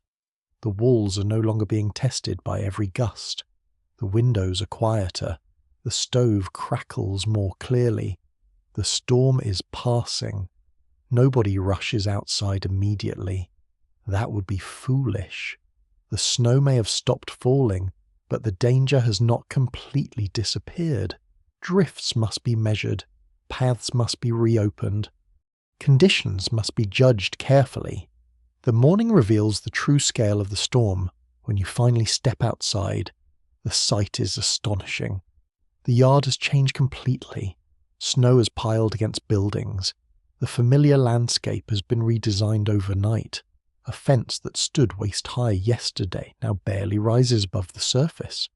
The barn door requires digging before it can open. The path to the well must be created again from the beginning. It feels as though winter has erased yesterday's work and politely asked you to begin again. There is a strange lesson hidden here. Nature does not care how carefully you planned. It simply continues, and people continue too. You pick up the shovel. Someone else carries supplies. Another person checks the animals. The work begins slowly, patiently, together. The storm becomes another story that will eventually be told beside the stove. Another memory added to the collection of winters survived. Years later, someone may describe the snowfall as unusually deep. Someone else may remember the laughter after digging out the doorway. Someone else may remember the kindness of neighbours arriving with shovels. The storm itself becomes only part of the story. The people become the heart of it. As the afternoon light spreads across the freshly transformed landscape, you look back at the farmhouse standing firmly beneath its heavy blanket of snow. It is smaller than before, yet somehow stronger. Not because the storm was defeated, because everyone inside knew how to endure it. The snow will melt eventually. The roads will return. The fields will wake. But for now, winter remains in control, and you have learned another important truth about life beneath deep snow in 1870s America. The harshest moments were not survived through strength alone. They were survived through preparation, patience, and the quiet determination to begin clearing the path again whenever the world covered it. The snowstorm has passed, but the landscape it leaves behind feels almost unfamiliar. The farmhouse that once stood beside open paths and recognizable fields now appears surrounded by towering walls of white. Yet even after the strongest storms, life does not stop. It simply finds another way forward. You pick up your shovel again. The work begins. A narrow path appears first, then another. Little by little, the buried world returns. The doorway becomes visible. The path to the barn emerges. The route toward the road is slowly uncovered. Every cleared section feels like reopening a familiar room that had been locked overnight. Once travel becomes possible again, you prepare to visit town. This journey is not only about buying supplies. In the winter of the 1870s, towns are places where information, trade, community, and connection gather together. They are where farmers exchange goods, collect mail, purchase necessities, attend church services, and hear news from beyond their own fields. You pull on your winter clothing once more. The familiar layers return: wool, leather, heavy fabric, protection built from experience. The road is still rough, but enough travellers have passed through to create a usable path. The snow beneath your boots is packed harder now, making each step easier than it was during the storm. The town appears slowly in the distance. First comes the smoke, then the rooftops, then the movement of people. After days surrounded by quiet countryside, the sounds feel almost surprising. Horses, voices, doors opening, metal tools striking wood, the ordinary noises of a busy community. You realize that towns in winter have their own rhythm. A major historical fact is that by the 1870s, many American towns were expanding rapidly due to population growth, industrial development, and transportation improvements, especially in regions connected by railroads. These communities served as important centers where rural families could access markets, supplies, and services. You guide yourself along the snowy street. The town looks different from summer. Snow gathers along building fronts. Store windows glow warmly. People move carefully across icy walkways. Everyone understands the same winter rules. Walk slowly. Watch your footing. Keep moving. A person rushing through winter often learns patience the hard way. You enter the general store immediately. The smell changes. The sharp outdoor cold gives way to a mixture of coffee, fabric, leather, spices, and wood. Shelves line the walls. Barrels and crates fill the space. Goods from distant places sit beside items produced nearby. This is where the wider world reaches the farmhouse. You see bolts of cloth, tools, lamp oil, tea, sugar, hardware, small luxuries that make winter life more comfortable. The storekeeper knows many customers by name.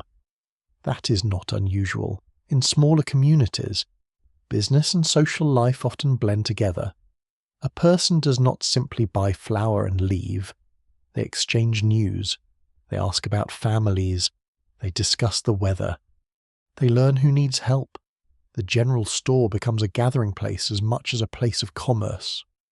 A quirky winter practice remembered in some communities involved people leaving small markings or signs near store entrances to indicate difficult travel conditions or available assistance for those arriving from remote areas.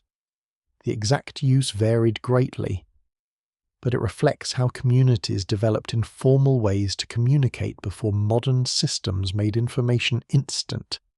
You watch a farmer enter carrying eggs. He exchanges them for supplies. Another customer brings handmade goods. Someone else purchases medicine. The economy feels personal. You can see the connection between the person producing something and the person receiving it. Modern shopping often hides those relationships behind distant systems. Here, every exchange carries a face and a conversation. Outside the store, a small group gathers near the post office. The arrival of mail is an event. Letters connect families separated by hundreds of miles. Newspapers carry political debates, advertisements, weather reports, and stories from distant places. A person might wait days or weeks to receive a message that today could arrive instantly. That waiting changes how people experience information. A letter is not just information, it is an object. Something touched by another person's hands. Something carried through snow and distance. You watch someone open a letter from a relative far away. The expression changes immediately. A few written lines can transform an ordinary winter afternoon. Scholars continue exploring how rural Americans maintained social connections during the 19th century despite geographic isolation. Some emphasize postal networks and transportation improvements, while others focus on personal visits and community gatherings as equally important forms of communication. You continue walking through town. A church stands near the center, its roof covered in fresh snow. The building represents more than a place of worship. It is a meeting place, a source of news, a location where celebrations, discussions, and community decisions often occur. During winter, gathering together becomes especially valuable. The cold encourages people indoors, but it also reminds them how important companionship can be. Nearby, children move through the snow with surprising energy. They chase one another between buildings. They slide across packed paths. They appear completely unaware that adults are carefully planning their next supply trip. Youth finds adventure almost anywhere. Even a frozen puddle becomes entertainment. Even a pile of snow beside a building becomes a mountain worth climbing. You stop at a small workshop where a craftsman repairs tools and equipment. The sound of hammer against metal echoes through the doorway. Winter does not eliminate work, it redirects it. Farm equipment receives attention. Leather goods are repaired. Household items are restored. The town becomes a place where people prepare for the next season. As you walk farther, you notice the contrast between rural and town life. The farm offers space. The town offers connection. The farm provides food and materials. The town provides services and exchange. Neither exists completely without the other. They depend upon one another. By late afternoon, the sunlight begins fading. The streets grow quieter. People finish their errands before darkness arrives. You purchase the supplies needed for the journey home and prepare for the return trip. The town remains behind you as the snowy road stretches ahead. Yet something has changed. When you first entered this winter landscape, the snow seemed like something that separated people. Now you understand that it also created reasons for people to gather. The storm closed roads. The town reopened connections. The snow slowed movement. The community created momentum. As you travel back toward the farmhouse, the evening sky turns soft pink above the frozen fields. Smoke rises from distant chimneys once again. The same landscape that seemed empty yesterday now feels full of hidden activity. A family preparing supper, a shopkeeper closing the store, a child reading beside a candle, a farmer repairing a tool, a neighbor checking on another neighbor. Everywhere beneath the snow, life continues. The town disappears behind you. But its warmth remains. Not the warmth of the stove, the warmth of connection. And as your footsteps carry you home through the quiet winter evening, you realize that the world beneath deep snow is not a world that has stopped. It is a world moving more slowly, more carefully, and perhaps more thoughtfully than the one you know today. The road home from town feels quieter than the journey there. The supplies are packed carefully, the horse moves steadily through the snow, and the familiar landscape slowly returns around you. Yet now you notice something you might have missed before. The countryside is not empty, it only appears that way.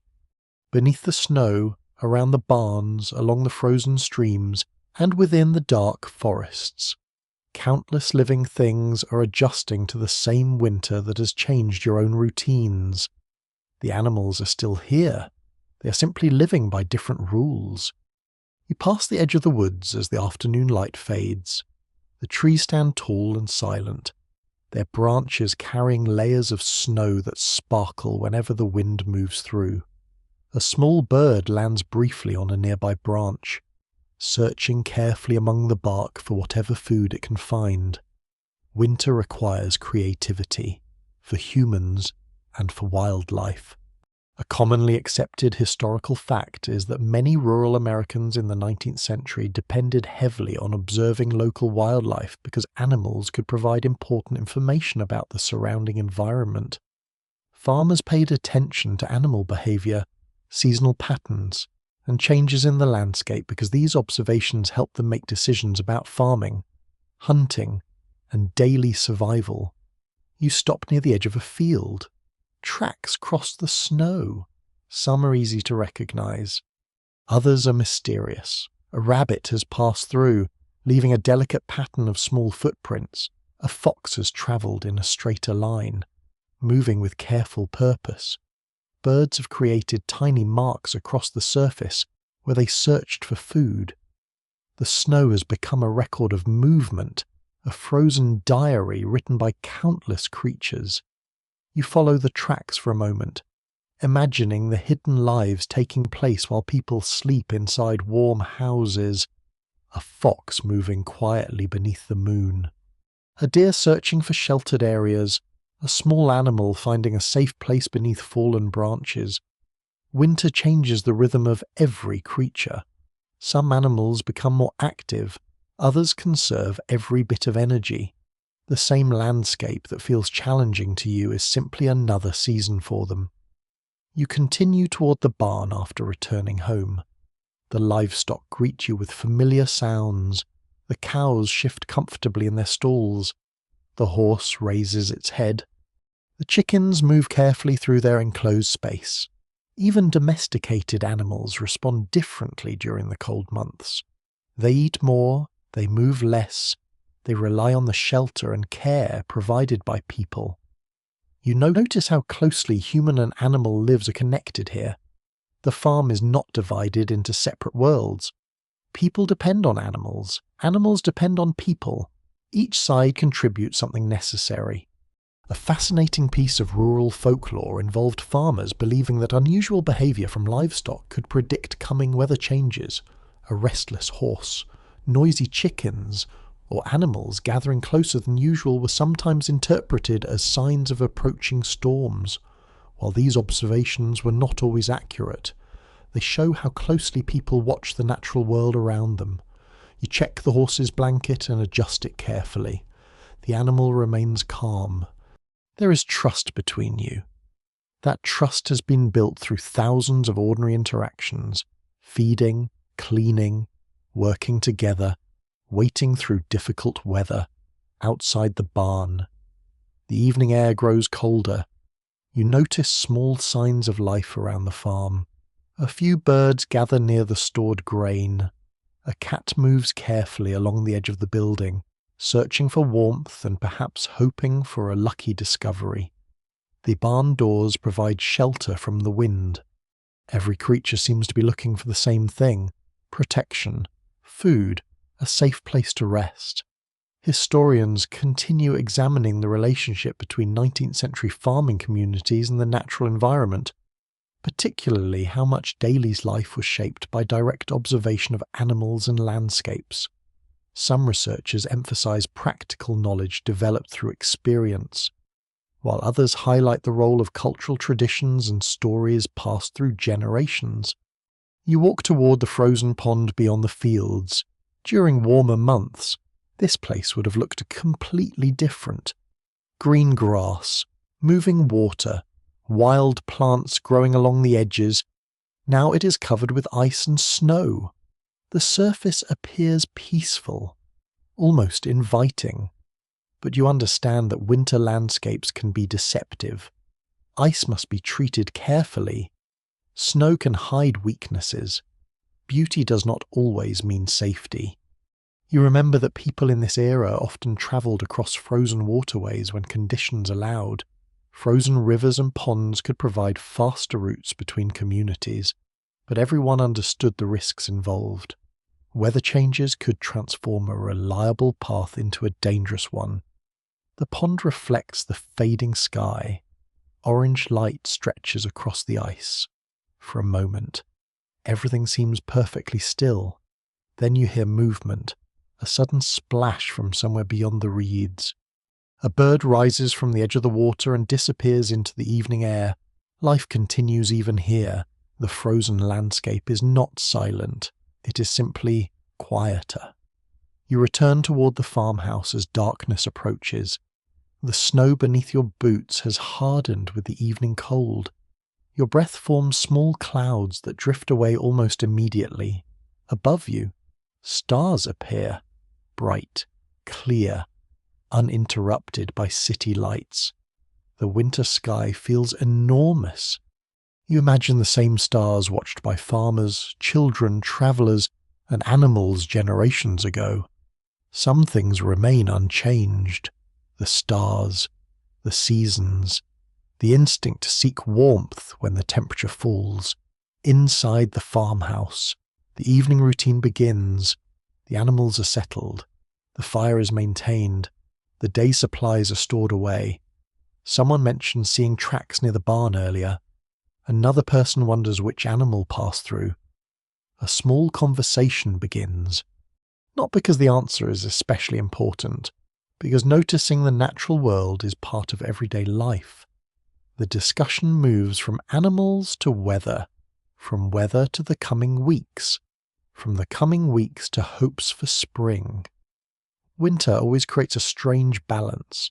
It encourages people to focus on the present while constantly thinking about the future. Will the roads improve soon? Will the remaining supplies last? Will the animals remain healthy? Will the first green shoots appear on time? These questions quietly shape every household. You sit near the stove and listen to the wind outside. The same wind that challenges travellers also carries sounds across the fields. A distant animal call, a branch shifting beneath snow, the faint movement of something unseen. The winter world is alive. It has never truly been empty. You now understand that the snow covering the landscape is not a blanket hiding life. It is a layer changing how life moves. People adapt, animals adapt. The entire environment enters a slower, quieter rhythm, and as the fire glows beside you, you think about the many creatures sharing this frozen countryside. The horse in the barn, the fox crossing the field, the birds searching for seeds, the small animals hidden beneath the snow. Everyone is simply trying to make it through the season. Everyone is following the same ancient instruction written into nature itself. Conserve energy, find shelter, wait for warmer days. Outside, the snow continues covering the ground in soft layers, while beneath the surface and beyond the windows, a whole winter world continues breathing quietly in the darkness. The winter world around you has become familiar now. You recognize the quiet signals of changing weather, the careful routines of daily work, and the subtle movements of animals across the snow. Yet there is another force connecting these isolated farms to the wider world beyond the fields: distance. For generations, distance has shaped rural life. A letter from a relative, a shipment of supplies, a newspaper carrying distant news, all depended upon slow and uncertain journeys. Snow could stretch those distances even further, but in the 1870s, something powerful was changing the landscape of America: the railroad. You hear it before you see it. A distant rumble, a low vibration beneath your feet. Then, through the cold morning air, a sharp whistle cuts across the frozen countryside. The sound feels almost impossible at first. Here, surrounded by snow-covered fields and quiet forests, the outside world suddenly announces itself. A train is approaching. The contrast is striking. The farmhouse represents patience, tradition, and careful preparation. The railroad represents speed, expansion, and a rapidly changing future. A major historical fact is that by the 1870s, railroad construction had transformed transportation across the United States, connecting many communities that had previously been difficult to reach. Railroads allowed goods, mail, and passengers to travel farther and faster, helping towns grow and linking rural areas to larger markets. You make your way toward the station. The path is familiar now. The snow is packed down from repeated travellers. People have already gathered. A farmer waits with crates of produce. A shopkeeper expects a shipment. A family stands beside luggage, preparing to visit relatives several towns away. The station itself is simple. Wooden walls, a platform, a small office, a sign announcing the name of the place. Yet it represents something enormous: connection. The train arrives with a dramatic burst of steam. The engine breathes clouds into the cold air. Metal wheels grind against the rails. Snow shakes loose from nearby branches as the sound echoes across the landscape. For someone living in a remote farming community, this machine must seem almost magical. A vehicle that ignores muddy roads, a vehicle that continues moving even when fields disappear beneath snow. You watch workers unload supplies, barrels, packages, tools, letters. Every item represents a connection between distant places. A person in this snowy settlement can now receive goods from cities hundreds of miles away. The world feels larger and smaller at the same time. Larger because possibilities are expanding. Smaller because distance matters less. A curious detail from early railroad culture is that some passengers carried small travel blankets and personal food supplies, even on shorter journeys, because comfort services were far more limited than modern travellers expect. A train ride could be exciting, but it was not always effortless luxury. You smile imagining someone proudly boarding a train, only to discover that hours of travel still require patience, snacks, and a sensible coat. Some things never change. The station becomes a gathering place. People exchange news while waiting. Someone discusses politics. Another shares a story from a nearby town. A traveller brings information about road conditions farther west. The railroad does not only move objects, it moves stories, it moves ideas, it moves rumours. Sometimes it moves entire dreams. You notice a telegraph office nearby. Thin wires stretch away into the distance, another remarkable development of the era. A message that once required a person to travel for days can now arrive much faster. A sentence can cross great distances before the person sending it has finished imagining the journey. Of course, access is not equal everywhere. Some remote communities remain beyond easy reach. Some families continue relying on traditional communication methods. Historians continue discussing how quickly new transportation and communication technologies changed everyday experiences in rural America during this period. Some emphasize the revolutionary impact of railroads and telegraphs, while others point out that many households still lived according to older seasonal rhythms for decades afterward. You return your attention to the station. A farmer receives a package containing new tools. Another person collects a letter from a family member living far away. A young child watches the train with complete fascination. To that child, the engine is not merely transportation, it is a symbol of possibility. Perhaps someday the child will travel farther than anyone in the family ever has. Perhaps the world beyond the snowy fields will become part of everyday life. The railroad encourages people to imagine different futures, yet winter remains stubbornly practical. Even with trains, the weather still matters. Heavy snow can delay schedules, ice can damage equipment, workers must clear tracks and maintain lines through dangerous conditions. Technology helps. It does not eliminate nature. You walk along the tracks and see workers clearing snow from the path. Their task requires teamwork and persistence. A buried rail line is useless until someone restores it. Once again, you see the same pattern that shapes winter life everywhere. Preparation, cooperation, patience. The tools may be different, but the principles remain the same. A farm family clearing a path, neighbours repairing a roof, railroad workers opening a route. All are responding to the same challenge. A landscape transformed by snow. As afternoon arrives, the station grows quieter. The train disappears toward the horizon, leaving only fading smoke and the memory of its thunderous arrival. The countryside returns to silence. But it is not the same silence as before. You now know that beneath the peaceful snow, movement continues. Letters are travelling. Goods are arriving. People are leaving and returning. The outside world is slowly reaching deeper into places that once felt completely isolated. Back at the farmhouse, the evening fire welcomes you. You place your coat near the stove and listen to the familiar sounds of home. The contrast feels almost poetic. The railroad represents speed.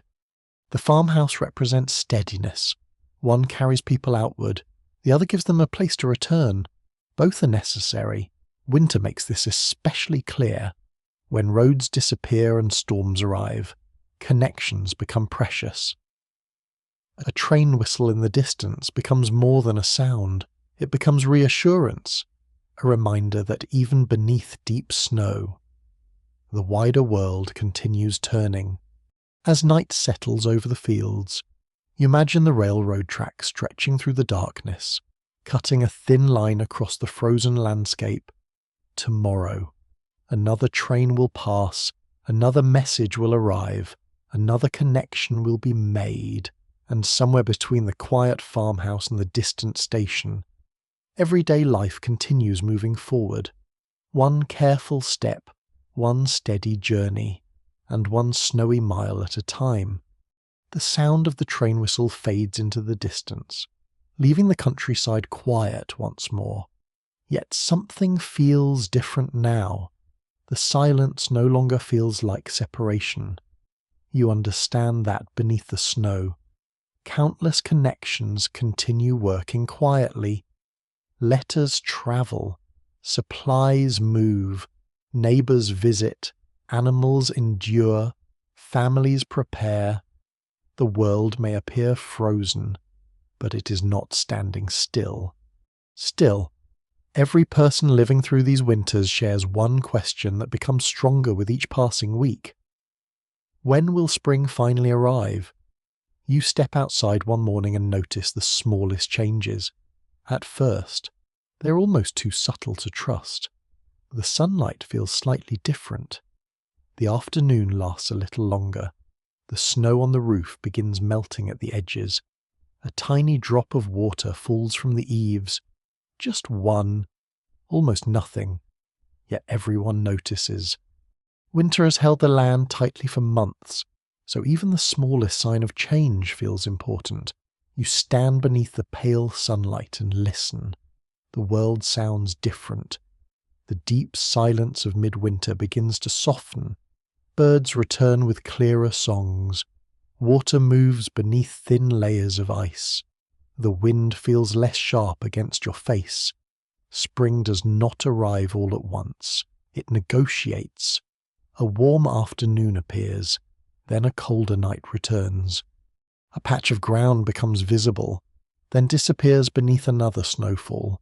The season seems almost hesitant. as though it is asking whether winter has truly finished. People in the 1870s understand this uncertainty well. A widely accepted historical fact is that agricultural communities depended heavily on seasonal timing, especially during the 19th century when successful planting and harvesting were closely tied to local weather patterns. A late spring could affect crops, livestock management, and the entire rhythm of rural life. You begin watching the fields differently.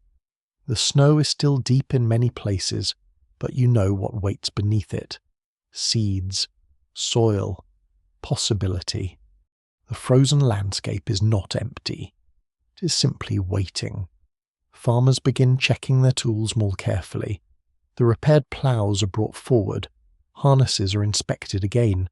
Seed supplies are counted. The same patience that helped everyone survive winter now helps prepare for the growing season. One interesting piece of old rural belief involved watching certain plants as natural indicators of seasonal change. Some communities paid close attention to the appearance of early wildflowers or the swelling of tree buds. But believing these signs could reveal whether warmer weather had truly arrived, these observations were not always accurate, but they reflected a close relationship with the natural world. You walk near the edge of the woods and notice tiny signs of awakening. A few patches of brown earth appear beneath melting snow. Small streams begin moving again. The frozen pond changes from a solid white surface into something less certain. The ice becomes darker. The edges soften. Everyone knows better than to rush. Winter has taught caution. A warm day does not mean winter has completely surrendered. Cold mornings can still return. Snow can still fall. Spring in these regions is not a door opening suddenly. It is a curtain slowly being pulled aside. Researchers continue examining how 19th century communities understood seasonal change before modern weather science became widely available. Some scholars emphasize practical observation built from generations of experience, while others point out that memory and tradition sometimes shaped how people interpreted natural signs. You visit the barn and notice the animals responding before the landscape fully changes. The horse seems more energetic. The cows spend longer periods outside when the weather allows. Birds gather more often around the yard. Even the family dog appears to sense that something new is approaching. Animals do not read calendars. They respond to the world itself. Light, temperature, movement, smell. The entire environment begins shifting together, inside the farmhouse. Winter routines slowly loosen. The heavy blankets remain nearby. The coats are still needed. But the doors stay open a little longer during warmer afternoons. Fresh air enters the rooms. The smell changes. The sharp scent of smoke and wool begins mixing with damp earth and melting snow. That smell becomes one of the strongest reminders that the year is turning. You realize how much everyone has changed during the winter. At the beginning, every task felt difficult. Walking through snow, carrying water, keeping fires burning, travelling between homes. Now these routines feel familiar. Winter has not become easy. You have simply learned its language. This may be one of the greatest lessons of the season. People adapt.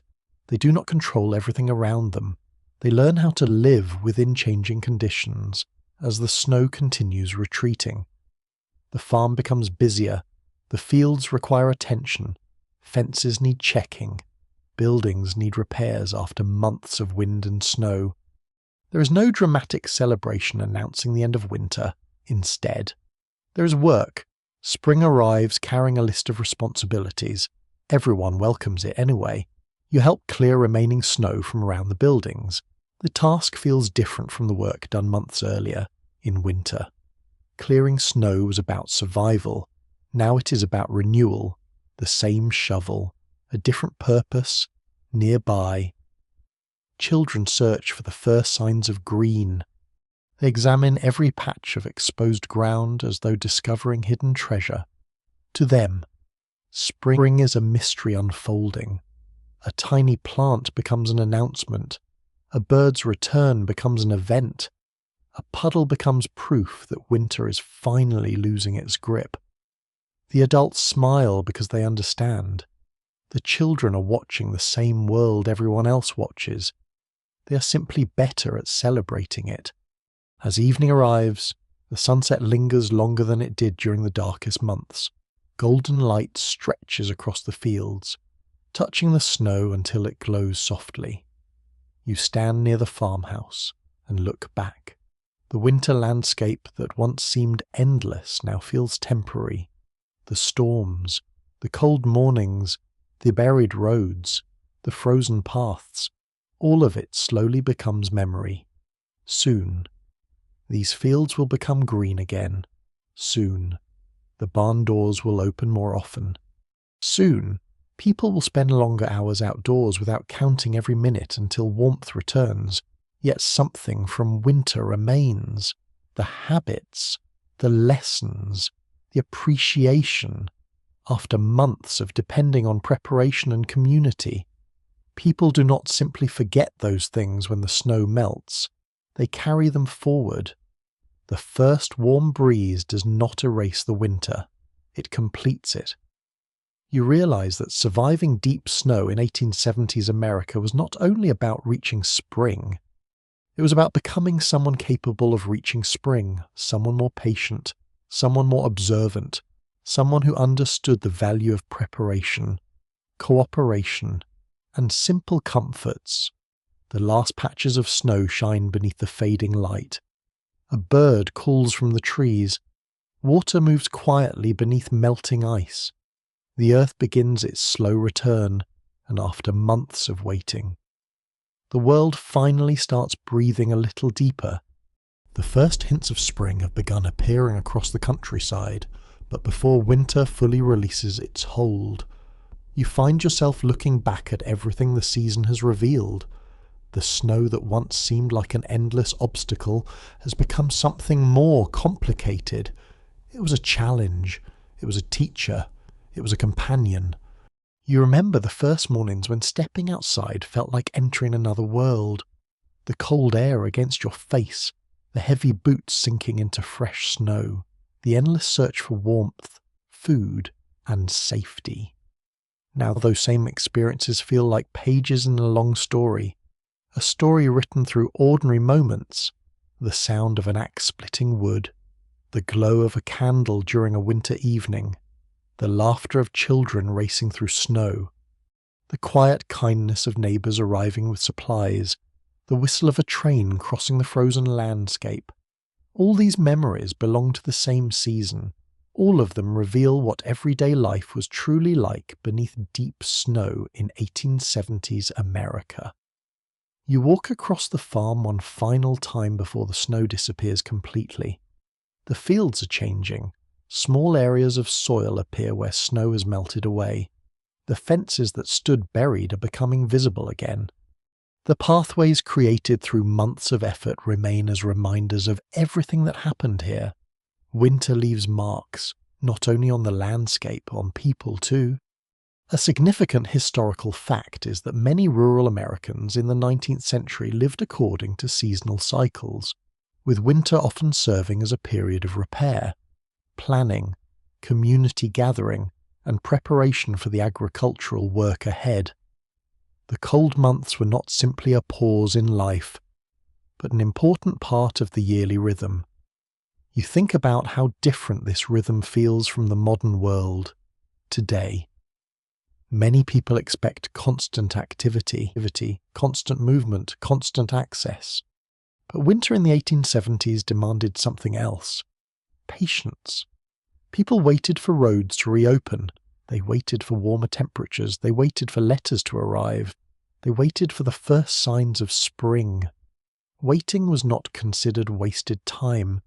It was part of life. You returned to the farmhouse and noticed the small details that once seemed ordinary. The wooden table where meals were shared, the corner where wet gloves dried near the stove, the chair where stories were read aloud, the shelves holding preserved food carefully prepared months earlier. Every object carries evidence of preparation. Nothing here happened accidentally. A fascinating little tradition from some rural communities involves saving small reminders of the important seasons, such as a pressed flower from spring, a special piece of fabric, or a handwritten note about unusual weather. These simple keepsakes helped families remember important moments long before photography became common in everyday households. You imagine someone years later finding a small object tucked away and remembering this winter. Perhaps they remember the great snowfall. Perhaps they remember the evening songs. Perhaps they remember a neighbour's kindness. Memory does not always preserve the biggest events. Often, it protects the smallest ones. You step outside again as the sun lowers across the fields. The farm is becoming busy. The quiet routines of winter are changing into the active preparations of spring. Soon there will be planting. Soon there will be longer days. Soon the fields will demand attention from sunrise until sunset. Yet something has changed. The people working here are not the same people who entered winter months earlier. They have endured storms. They have solved problems. They have helped each other. They have learned the value of preparation. Scholars continue examining how ordinary rural families experienced hardship and resilience during the 19th century. Some historians focus on economic challenges, environmental difficulties, and limited resources, while others emphasize the emotional strength created through family bonds, traditions, and community support. You look across the landscape and understand that both perspectives matter. Life was difficult, but difficulty was not the entire story. There was also beauty.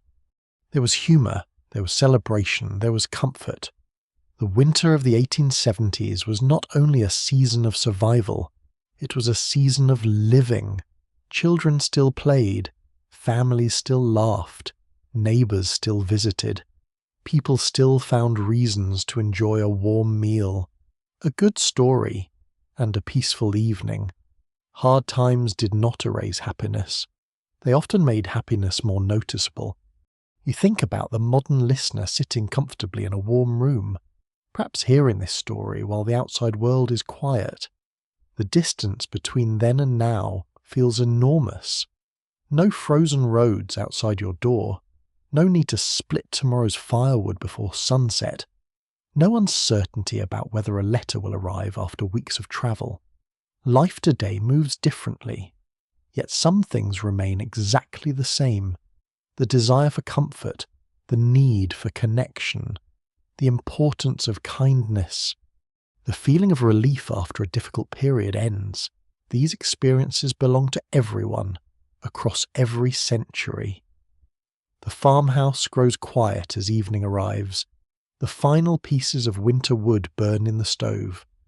Soon the household will rely less on stored supplies and more on the returning landscape.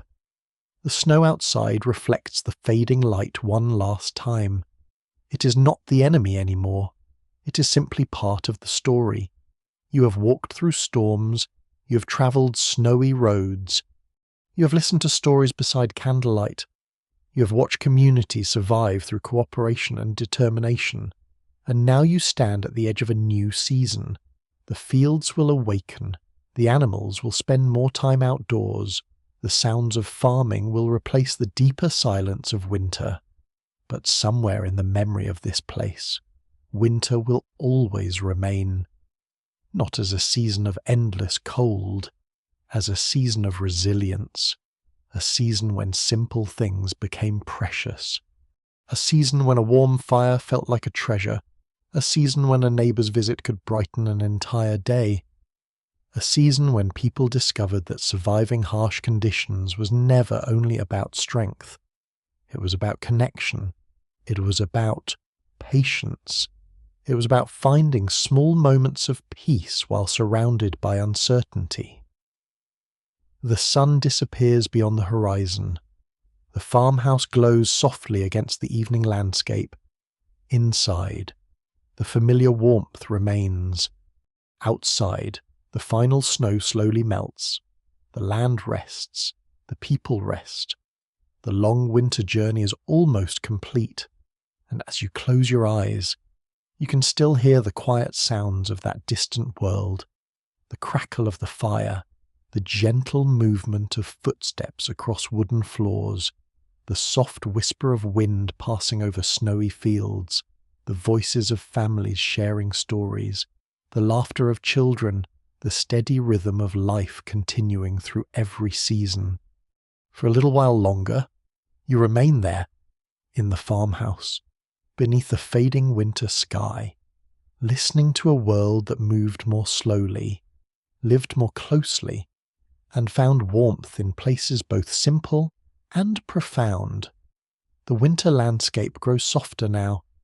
The farmhouse rests quietly beneath the evening sky, no longer surrounded by the uncertainty of deep storms, but still carrying the memories of the season that shaped everyone within its walls.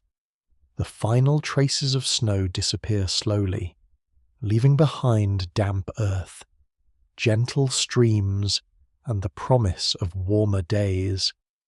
You sit near the fading warmth of the stove and allow yourself to remember the journey. You remember the first cold mornings when every breath appeared like a small cloud. You remember the careful work of carrying wood, protecting animals, repairing tools, and preparing for whatever the weather might bring. You remember the quiet kindness between neighbours, the stories shared beside candlelight, and the laughter that survived even the hardest days. The people of this winter world did not live without difficulty. They lived with patience. They understood that every season carried its own demands and its own gifts. The snow covered the fields, but it also created moments of closeness. The cold slowed the pace of life, but it created time for reflection, conversation, and connection. Now the night settles gently over the countryside. The fields wait for spring, the trees stand quietly, the farmhouse glows with a final peaceful warmth. You imagine the families who lived here long ago closing their doors, resting after another day, and feeling the same comfort that comes from knowing they had made it through another winter. The sounds become softer, the fire becomes quieter, the wind moves gently beyond the window, and for a moment, you are there with them, surrounded by the calm beauty of a world that asked for patience and rewarded it with unforgettable memories. So let your thoughts become lighter now. Let the snowy roads fade into the distance. Let the old farmhouse grow quiet. The winter has passed, the story is complete. Rest peacefully, knowing that even the longer seasons eventually give way to brighter days, sweet dreams,